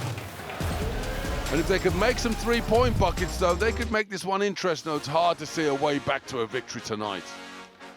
Well, you look at the numbers, they're 14% from 3. They shoot 38% as a team on the season. That's their big weakness. But all the other numbers are not that bad. The problem is the turnovers have come at the wrong time. 15 turnovers. The steals that have been coming for Paris as well, turning them into easy buckets. Bourg have had to work and scrape for just about every point they've scored tonight. So, a low-scoring third period of play here at the Adidas Arena, and often the third quarter the very best period of the game for the home team, but they were outscored for the first time in a 10-minute period tonight. 12-11 in favor of Bourg, so that no doubt a task that Coach Fatou would have set, as we see the parents of TJ Shorts proudly watching on from the stands. And what a first half performance the newly minted MVP put on for mom and dad watching from the sidelines. Yeah, he did. He didn't play extended minutes. He sat down for a long time in that third quarter. As I said, Coach Zalo and Coach Fatou are both disciplined in keeping their players to their court, their limits. Shorts leads Paris playing 27 minutes a game. After that, it's down like 22, 23. Nobody for Bourg averages more than 23 minutes a game. Look at the hustle of Paris on the defensive end as Salash got a good look at the bucket from the short corner but couldn't find the finish. And TJ Shorts over the halfway line in a flash, shaking off defenders with a crossover and the finish off the window. A bucket with a high degree of difficulty, practically all the way down the court. TJ Shorts moves to 13 points in the game. The change of pace he injects into the game just flies down the floor. So Risacher draws iron, tough offensive rebound hauled in by Kevin Kokila. And I think he will have drawn the foul on Janten. Or is it the other way? Yes, it is. It's out of bounds, Kokila. Watch him land on the baseline, foot on the baseline. That's what the referees called. No foul. Kokila, great job. Oh, this crossover dribble. Thing is, we're showing that in slow motion. You watch that in natural speed. That is an incredible play. So short. Let's say Bourg, they work so hard, get the offensive rebound and end up turning it over, and then they've got to get back on defense again. So ball in the hands of Tyson Ward, who's taking it to Risacher. Shot clock in the red. Somebody's going to have to let it fly. TJ Shorts doesn't beat the shot clock buzzer, and that miscommunication from Paris basketball, and you have to credit Bourg's intensity forcing them into that turnover. Yeah, and I think maybe this is, you know, that frustration Coach Zalo, he's talking to Ward.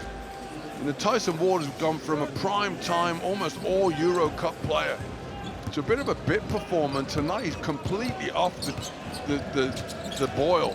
The worrying thing for Bourg is he's off the boil and they're losing by 24. 0 of 5 from the field is Tyson Ward, including 0 of 4 from downtown. Julien, oh my goodness, into a crowd, loses the basketball, loses his balance. Another turnover committed by Bourg. That their 16th turnover of the game. But just as he did, or just as Hugo Benitez did in the third quarter, able to penetrate deep into the heart of the Paris D, just didn't get the desired outcome. Well, the thing is that Paris's defense, when they get beat off the dribble, get past Shorts or Heafy, what they do is the bigs just clog in and just stand over you. You know, if you can make a tough shot, great, but if you try to throw it up through the trees, they're hoping to just have what happened that time. And most times it goes to their benefit, and again, Bourg struggling when they, half court's no good for them. They need to play at pace, which of course is exactly what Paris want to do. So 24 points the advantage, approaching 2 minutes gone. They hang it up. Kratzer, tough catch. Fighting for the offensive rebound is Janten, and Kratzer with a finish that he would normally, with a field goal attempt, he would normally back himself to make. But Bourg doing a good job to secure possession. Well, this is one of those lulls in the tempo for Paris. This is where they've got to, which they've done all season long, as their one-loss record would tell you, is they have to pick themselves up now. They've got to get their intensity back that they had in the first half. The momentum is swinging in the direction of Bourg. Of course, they've got a 20-point plus cushion to play with, but that's not what Coach Zalo is going to be happy with. Nice penetration. And then the three-pointer as a result of the penetration from Jaquan Lewis. Axel Julien moving to 9 points in the game to lead his team in scoring. In the first half, Paris, they were hands all over everything. They were not letting any easy passes happen. Now time, Lewis splits the double team and finds Julien for the wide open three. And at the other end, Kokila picks up the foul. Seemed to get in good position, but just got there late. Yeah, he's late. He's still moving. He's not set. So Kevin Kokila, who picked up 2 fouls in the first quarter, called for his third. So Shorts surveying the scene from the perimeter. Left his feet to pass. Heafy. And oh my goodness! Now an unsportsmanlike immediately committed by Axel Julien, because Heafy left a vapor trail on that quick drive down the edge of the lane, and a headlock was applied from the rear by Axel Julien, and the official did not hesitate. An unsportsmanlike foul, if ever I've seen one. Look at that. It's that left arm, that second arm he's put round his throat. Oh, well, I mean, you could argue that's violent conduct there. Coach Fortune knows that. So that's one you could get ejected for. The referees, I think, are going to keep it at an unsportsmanlike. But what Julien's trying to show there is toughness. It's not the right way to go about it. We never endorse a physical altercation. But Hippie, as you said, a vapor trail. It's like Julien was just clutching at straws as he's gone past it. But that's that 1-2 punch. With Shorts and Heafy in the backcourt, they are electrically quick. If you ask me about what happens if they go to the EuroLeague, they go to the next level, then what happens is the opposition posts those guys up. But what Bourg do not have is a post-up guard. So Heafy making both free throws on the unsportsmanlike foul. Here's the ensuing possession. Possibility of a 5-point trip down the floor remains, but instead it's a 4-point trip down the floor as TJ Short nets his 15th point of the game. And if you add that to the 12 of Heafy, they got 27 points out of the backcourt. What they got from the guards of Bourg, they've just dominated those two. Look at the pressure being applied by Tyson Ward near the halfway line, and coming over to help was Colin Malcolm, committing the foul with 4.7 seconds remaining. But look at the high five, or the low five, issued by TJ Shorts to Colin Malcolm because of the hustle he's displayed hawking the basketball. But that's what we just said. Paris need to dig themselves out of this lull, get back to that defense they were playing in the first half. That's what they did there. They settled into this, let's sit back and just let the game happen. Now suddenly Shorts is the leader. He's telling them, look, let's get after these guys. Let's go. We just got under 7 minutes to play in this game. Let's blow this one wide open. Let's put on a show for 8,000 Paris fans at the Adidas Arena. So Tyson Ward taking a seat on the sidelines. 31 points put on the board in the second quarter, so a 100-point outing for Paris basketball here on home floor. Not beyond the realm of possibility. Still 29 points shy of that target, and they're leading by 26. In a game where they've led by as many as 27 at 60-23. So preparing to check in, EJ Rowland just 6 minutes in the first half. You know, Rowland's he's a luxury player. He's not somebody that Coach Fortune wants to play 20 minutes. I bet he'll play a lot more court time in Bourg on Friday. He's a veteran. You roll him out there to manage the game. He wants to try something. That's what he's got Rowland out there for.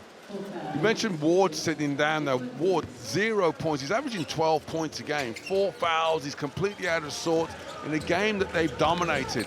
Does he come back big on Friday night when they go to Bourg? We've got to start talking about game 2, thinking about that, because that's what Coach Fortune is doing right now. Justin Simon doesn't get the shooter's roll. Rebound Isiaha Mike. Heafy backpedaling furiously to stay in front of his man. Mike with a tough take down the lane, got the field goal away. He'll go to the free throw line to shoot 2. Well then, that's the size advantage that Bourg has. It's what Coach Isalo's talking to Heafy about. And this is where Heafy's game has developed. At the beginning of the season, young, hot head. You know, I hate the description. I read an article of someone, he's got this street ball style. He's just raw. He was just 20 years. He's 21 now. And he's grown so much as the season has gone on. He's a rookie no more. And his coach is saying to him, look, you're playing against somebody bigger. Keep him in front of you. Don't let him get inside, because that's how he's going to draw fouls.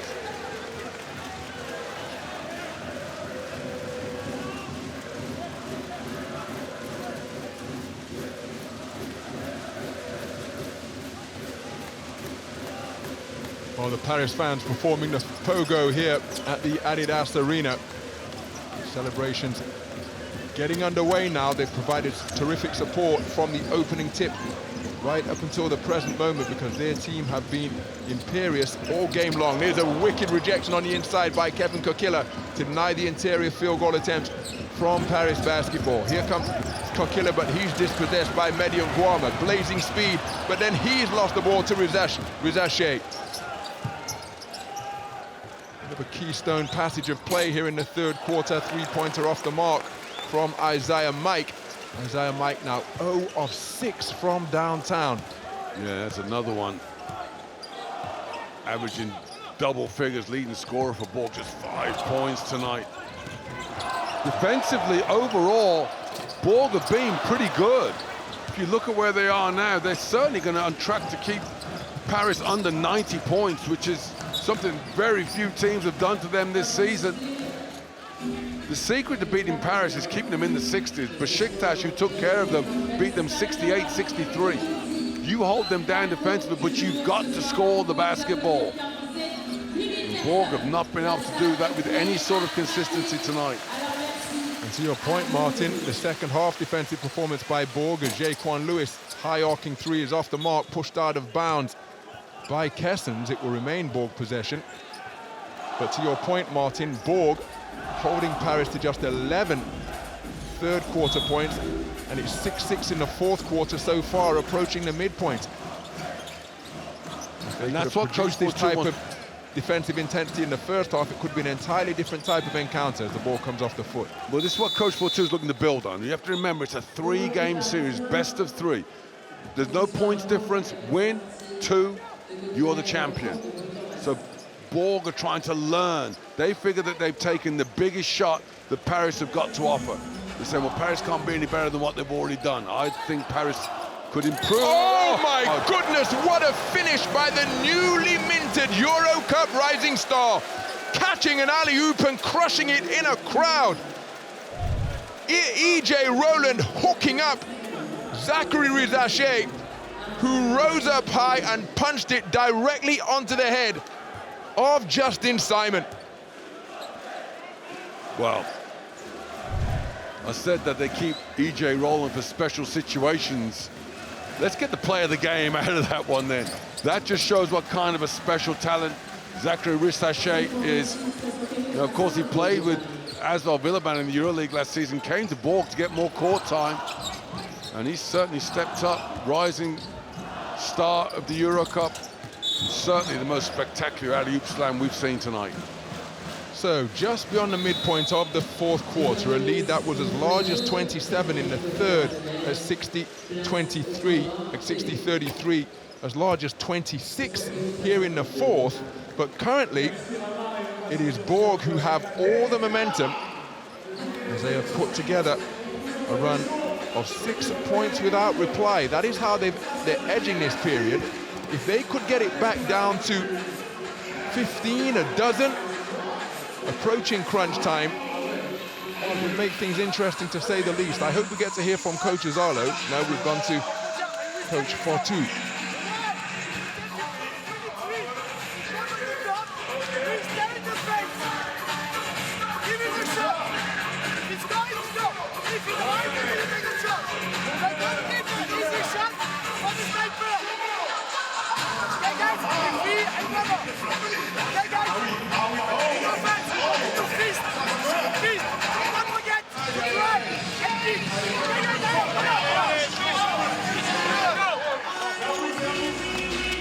Well, we heard both Sebastian Herrera and Coach Zalo say that they need to begin the second half as though it's 0-0.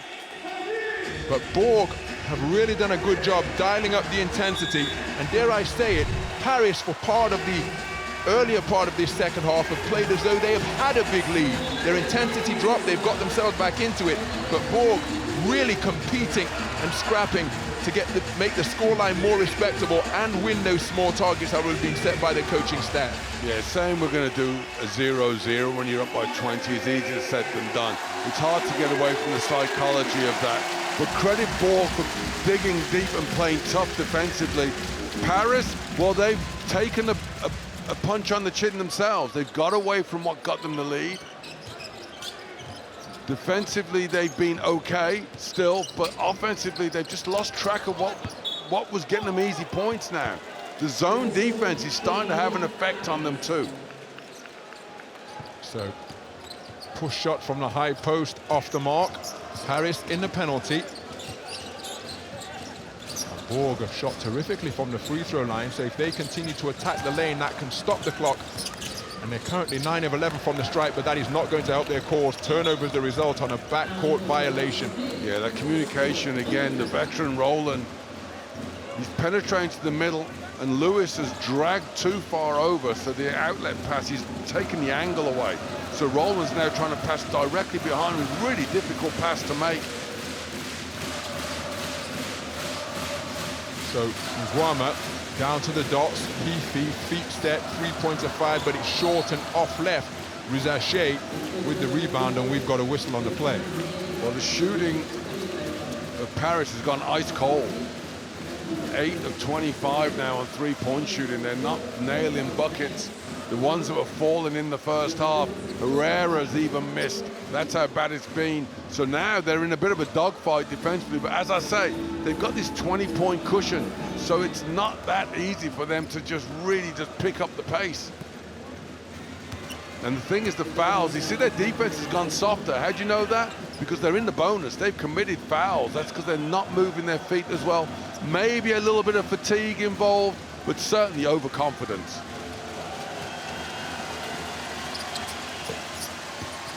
So a terrific trip to the free throw line from Bodian Master, 84% from the stripe this season. And he makes it a run of 8 points without reply. There's confirmation as Heafy dancing around the high post. EJ Rowland rotates to pick him up. From the high post is Justin Simon. One dribble trying to drop it off through a trio of Bourg defenders. Turnover committed is the 12th one by Paris Basketball. Yeah, and the crucial thing for Bourg is you've got to convert this into points now. Instead, they commit a turnover straight into the hands of Colin Malcolm down the floor in a hurry before offloading. What a rejection! Terrific hustle from Risacher, but credit to Paris, they remain committed to the play and got the easy stick back to 4 by staying with it. Well, off that steal, they end up with a 3-on-1 fast break. There was only ever one team going to end up scoring points. Great hustle from Risacher. And as I say, he's quietly putting together a pretty solid game. So the 3-pointer off the front iron, fighting for the offensive board is Risacher, but it goes straight into the hands of Isiaha Mike. 3-pointer fired. And look at Axel Jaquan Lewis fighting for it. Heafy not happy with the call. I think he's been called for a foot on the line. Coach Zalo, look, he's losing his mind with Malcolm. And the reason he's doing that is they're not blocking out. How many offensive rebounds have they given up now? It's been out-hustled for loose balls, and that's something that Coach Zalo's not accepting at all. Again, they have that insurance of a lead which has been around the 20-point mark. And you consider that an 8-0 run only brought Bourg back to within 17. Gives you an idea as to how dominant Paris Basketball have been. We've got a timeout on the floor, and their lead is still 19 points deep into the 4th quarter. But plenty of positives for this man to build upon ahead of Game 2 later this week. Let's listen in.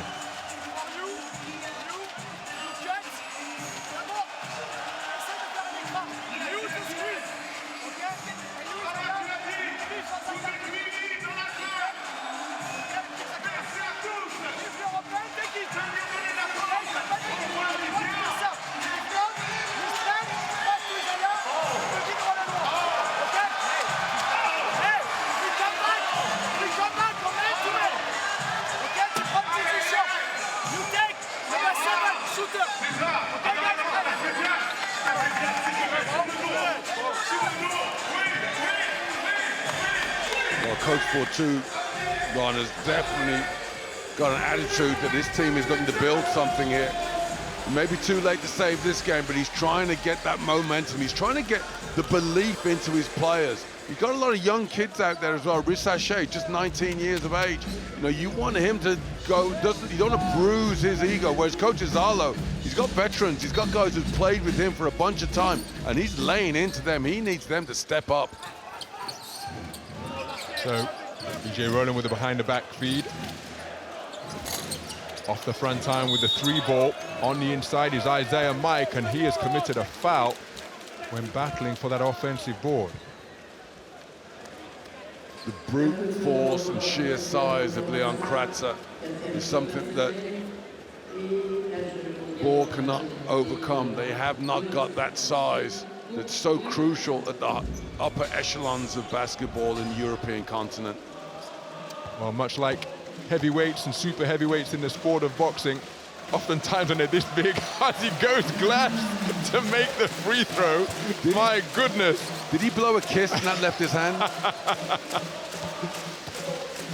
Just a 39% free throw shooter for his career, Leon Kratzer.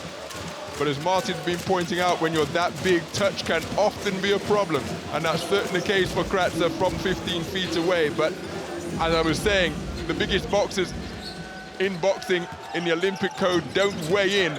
I wonder what this man tips the scales at, because he is a mother load. 2.12 meters tall. He must be well over 110 kilos. So tough bucket for Isiaha Mike, who's remained 0 from downtown, from where he's 0 of 6.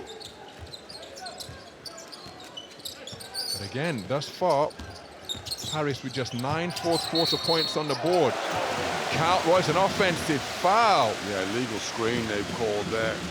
What Bourg have managed to do with his zone defense, credit to Coach 4-2 for persisting, because they smashed it in the first half. But there's the screen, Kratzer rolling into Massa. That's where the screen is called. I'm not so certain that's the right call, but it's certainly the one that's been made. It's forced foul on Kratzer. But they've slowed Paris down to a crawl on offense. And again, learning from the blueprint laid down by Besiktas, the sole team to defeat Paris in EuroCup competition this season. That's a beautiful feed from EJ Rowland down to the low post. But look at the harrying defense from Bresse.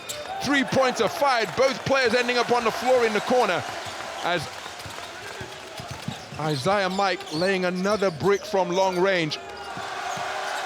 But that was terrific on-board defense from Bresse. Well, paying the price with his body this deep into the game, a game they're certain to win. Under 2 minutes to go, up by 20. And that's the effort the coach Zalo wants. But again, Bourg carrying some momentum in terms of their defensive intensity into game 2. It's going to be a trip to the free throw line for Isiaha Mike. TJ Shorts winding up on the deck. But the manner in which Bourg have defended in the second half, and Paris basketball, as you pointed out, Martin, going to be very difficult to maintain the almost perfect level of play they produced in the first 20 minutes, particularly when you take into account the psychology that comes with having a lead that was as large as 27 off the back of a 31-point period. But Bourg, again, their defensive intensity, their fighting spirit have really made life difficult for Paris basketball offensively in this second half. Well, they conceded 54 points in the first 20 minutes, and here they are in 18 and a half minutes in the second, only 20. That is a change in mindset. Now what they've got to figure out is how to put points on the board.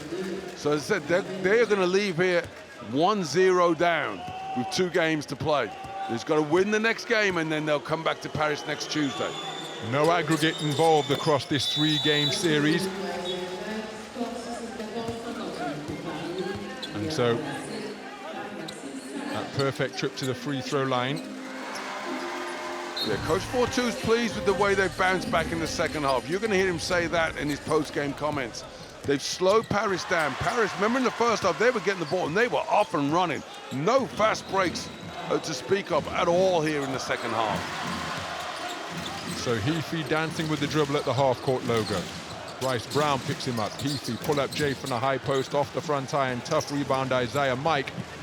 Oh, beautiful bounce pass feed cross court. And a 3-pointer strung. So terrific work on that fast break, a rare fast break for Mincidelice JL Bourg on Bresse. The man who started it, connecting from long range. Bryce Brown shooting at 36% from downtown in this his first season in the EuroCup.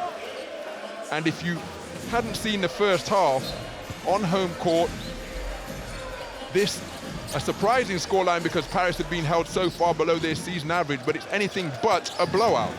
No, exactly. Well, there was 27, they're down to 13. That's a 14-point swing. That's a big psychological boost for Bourg. As I say, they've just got to win the next one.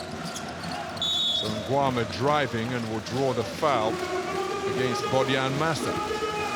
So Massa committing his 5th and final foul. He'll take no further part in the game. But a solid effort from Massa. Had a nice high post move where he spun down the lane and finished at the rim after Kevin Kokila fouled out in the first quarter.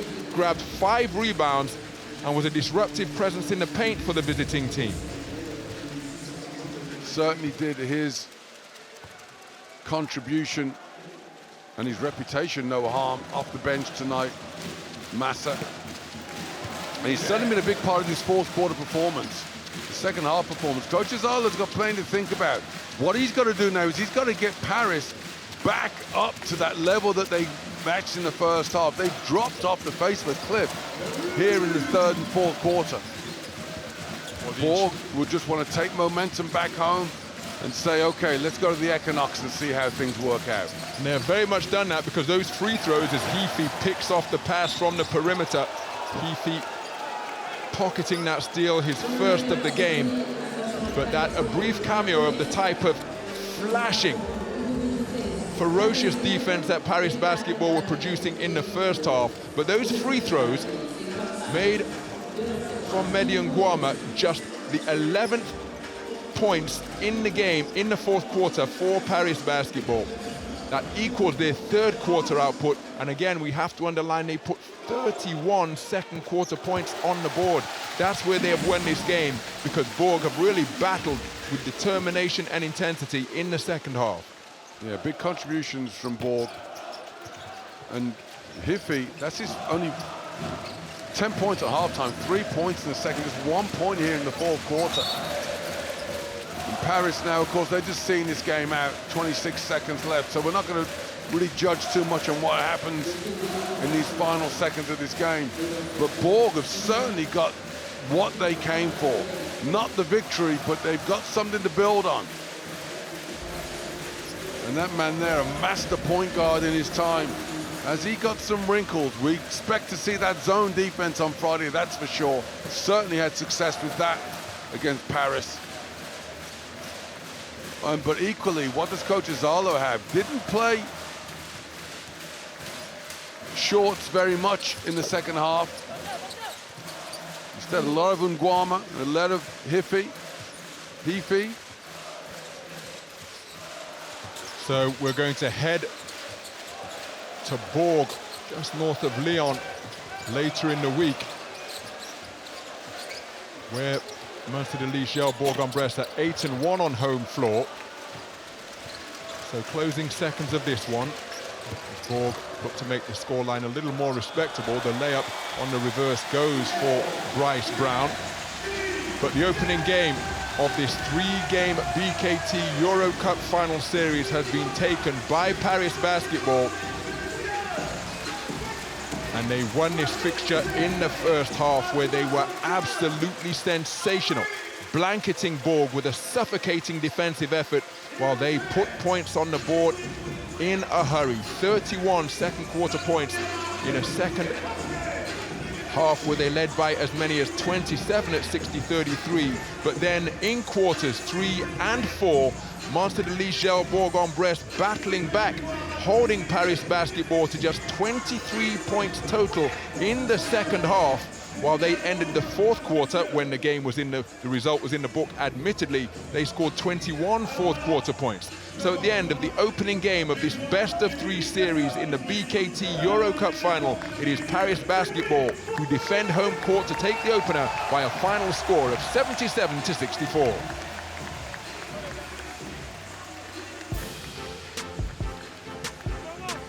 Well, the BKT EuroCup magic moment comes on a delightful connection between EJ Rowland and the EuroCup rising star who rocketed up to the heavens to catch an alley-oop and punch it all over Justin Simon, catching it in a crowd and converting it athletically. It came in a losing effort, but that man bolstering his reputation further and building on his terrific campaign in his first season with Mincidelice JL Bourg on Bresse.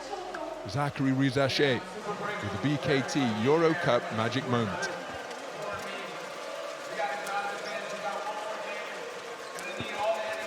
So Paris Basketball engaging with their fans here at the Adidas Arena. They're saying they've got one more win to go, but it's going to be a Bourg outfit who are 8-1 on home floor, who will enter that second game with confidence, because in the second half, Martin, as you pointed out, they seemed to find a method which disrupted this team's flow and free-flowing scoring, slowing them down to the tune of just 23 second half points when they put 54 on the board in the first half.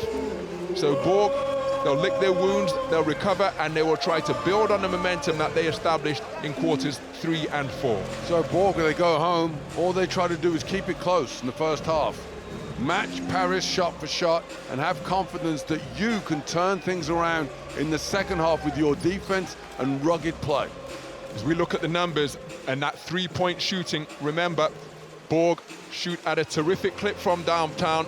39% puts them fourth in the competition, but they laid enough bricks to build an outhouse at just 17% on their 24 attempts from three-point territory. A dismal night from downtown for them shooting the basketball. Yeah, indeed, and they serviced up dessert as well. 19 apple turnovers that they tossed Paris's way, giving them extra shot opportunities. Paris, there's a little bit of emptiness in this victory. They've got the big win. Monsieur Thuram celebrating with his club, but they know they've got a battle on their hand. This is going to be no walk in the park. The thing is, Paris have another level to go to. They showed it in those first 20 minutes. They don't need 40 minutes to beat you. They can end you in a quarter. And that is precisely what they demonstrated in quarters 1 and the second period in particular. 31 points on the board. They held Bourg to just 11 first quarter points, where they scored 23. Bourg's best period coming in the fourth. And again, there's a psychology of building a lead early, and it might be difficult to maintain the type of intensity that got the team that lead. But let's get the immediate post-game thoughts of Coach Azarlo. Thomas, solid win. I suppose you're satisfied. That's one step. Yeah, it was a very important first step for us, but as always, you know, it's in a playoff series. After the first game, it's always very happiness for the winner and doom and gloom for the loser. But we know we have a very tough task ahead of us on Friday in Bourg, and nothing is decided yet. But we put ourselves in a very good position. If you had one thing you're satisfied with tonight, what would it be? The defensive activity and the commitment to our team cause. We did a tremendous job with this. We have to improve on the rebounding part, but overall, you can't blame the guys for not having a sense of urgency. Great job by the guys. You're already focused on the next game, or are you going to have a couple of hours to be happy about what happened tonight? No, it's such a short turnaround. We play already on Friday. There's no really time to celebrate and no need to do it either. So we'll go to the video right away. We already had some ideas there during the game because of Bourg started showing their secondary defenses in the second half. So we already exchanged some ideas with maybe for practice. Thank you. Congrats. Thank you. So the newly crowned EuroCup Coach of the Year saying that there's no time for celebration. The film study is going to start immediately as they will look to get to grips with the different defensive wrinkles showed by Bourg in the second half, which were so crucial in limiting Paris basketball's second half scoring. Yeah, but also look at the consistency. The shooting percentages and where they shot the ball from is exactly what they wanted. Plenty to build on for game 2. And the player of the game in game 1 of this BKT EuroCup final is the game's leading scorer, the regular season MVP, TJ Shorts, who continued his imperious play in the postseason. All of his numbers improved averaging 22 points per game in the semi-final series against the London Lions, and he led his team not just in terms of numbers, but in terms of energy and intelligence and intensity as well. Let's hear from him now. TJ, once again, you said before the game, it's one game, that's the one we have to win tonight. You did it. What made the difference? First of all the honor, all the glory to my Lord and Savior Jesus Christ for just allowing me to be out there. It's a blessing every time I get a chance to play basketball. But it was the intensity. We came out right away. I think everybody was super focused, super composed, but also very physical and setting the tone that we wanted to do what we had to do to get this win. And we started early and we were able to finish it out for 40 minutes. We know it's a very short turnaround, so do you have already ideas about what you need to do in a couple of days? I mean, obviously we need to try to replicate a little bit of what we did here. Our coaches will do their best job of breaking down the film, giving us some different pointers on what maybe hurt us, what they might look to attack in the next game. So we got a couple days. Obviously, it's a quick turnaround, plus the travel, but we'll do what we can to try and prepare ourselves for Game 2. Thank you. Congrats. So TJ Short ruminating on his MVP performance in Game 1 of the BKT EuroCup Finals. Didn't find a range from downtown, but 4 assists, 2 steals, and even a block from the diminutive 1.76 meter guard. And again, so instrumental in Paris Basketball's solid play, particularly in the first half. Yeah, and they didn't need him so much in the second half. You see, just 3 minutes under his season average. Interesting, 0%. Didn't make any threes. He's normally pretty consistent from deep, keeping the defenses honest. But it's just his inspiration. He leads this team in aggression. And you saw the one time he really exploded in the second half when he went coast to coast. The change in pace. He can change the tempo of a game in a heartbeat by himself.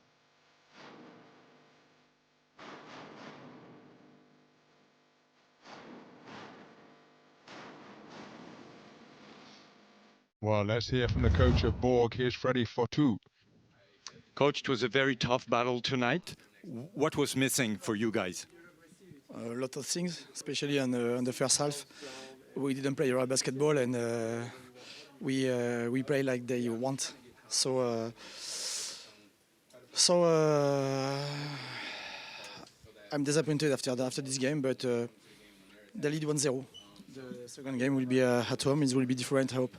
Yeah, then again, it's just one win. I mean, you have to win at home. Do you have plans already of how to handle this game number 2? Yeah, for sure. So now we now have no more chance. So we have to win at home if we want to continue on this final. Thank you. Thank you.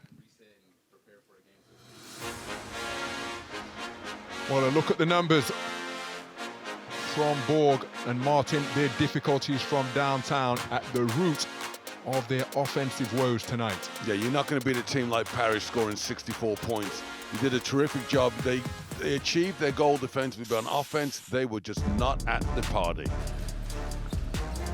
And this is an example as to how Paris were able to get it done. Perfectly played pick and roll. TJ Short finding the baseline cut to Leon Kratzer.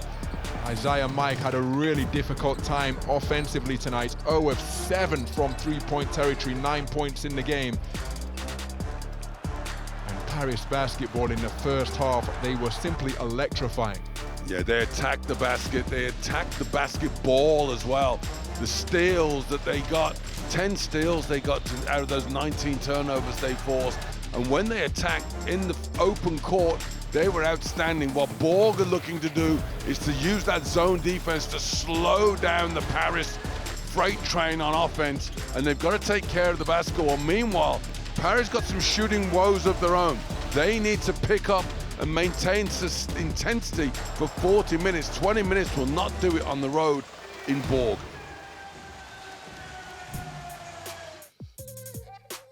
So there, the final scoreline then, as we take a final look inside the numbers. Bourg doing a solid job getting to the free throw line, shooting at a 82% clip from 15 feet away. Dominating the battle of the boards as well by 9, but 19 turnovers is going to be tough to win at that level with that many giveaways. Take care of the basketball, keep on rebounding, but you're only down 1-0. And there is confirmation. That is how things stand. A scintillating first half of play, laying the foundation for Paris basketball as they secure victory in the first game of this EuroCup best-of-3 opener. They'll do it all again on Friday. Mincidelice Bourg will have their backs against the wall and look to even up the series. Bye for now.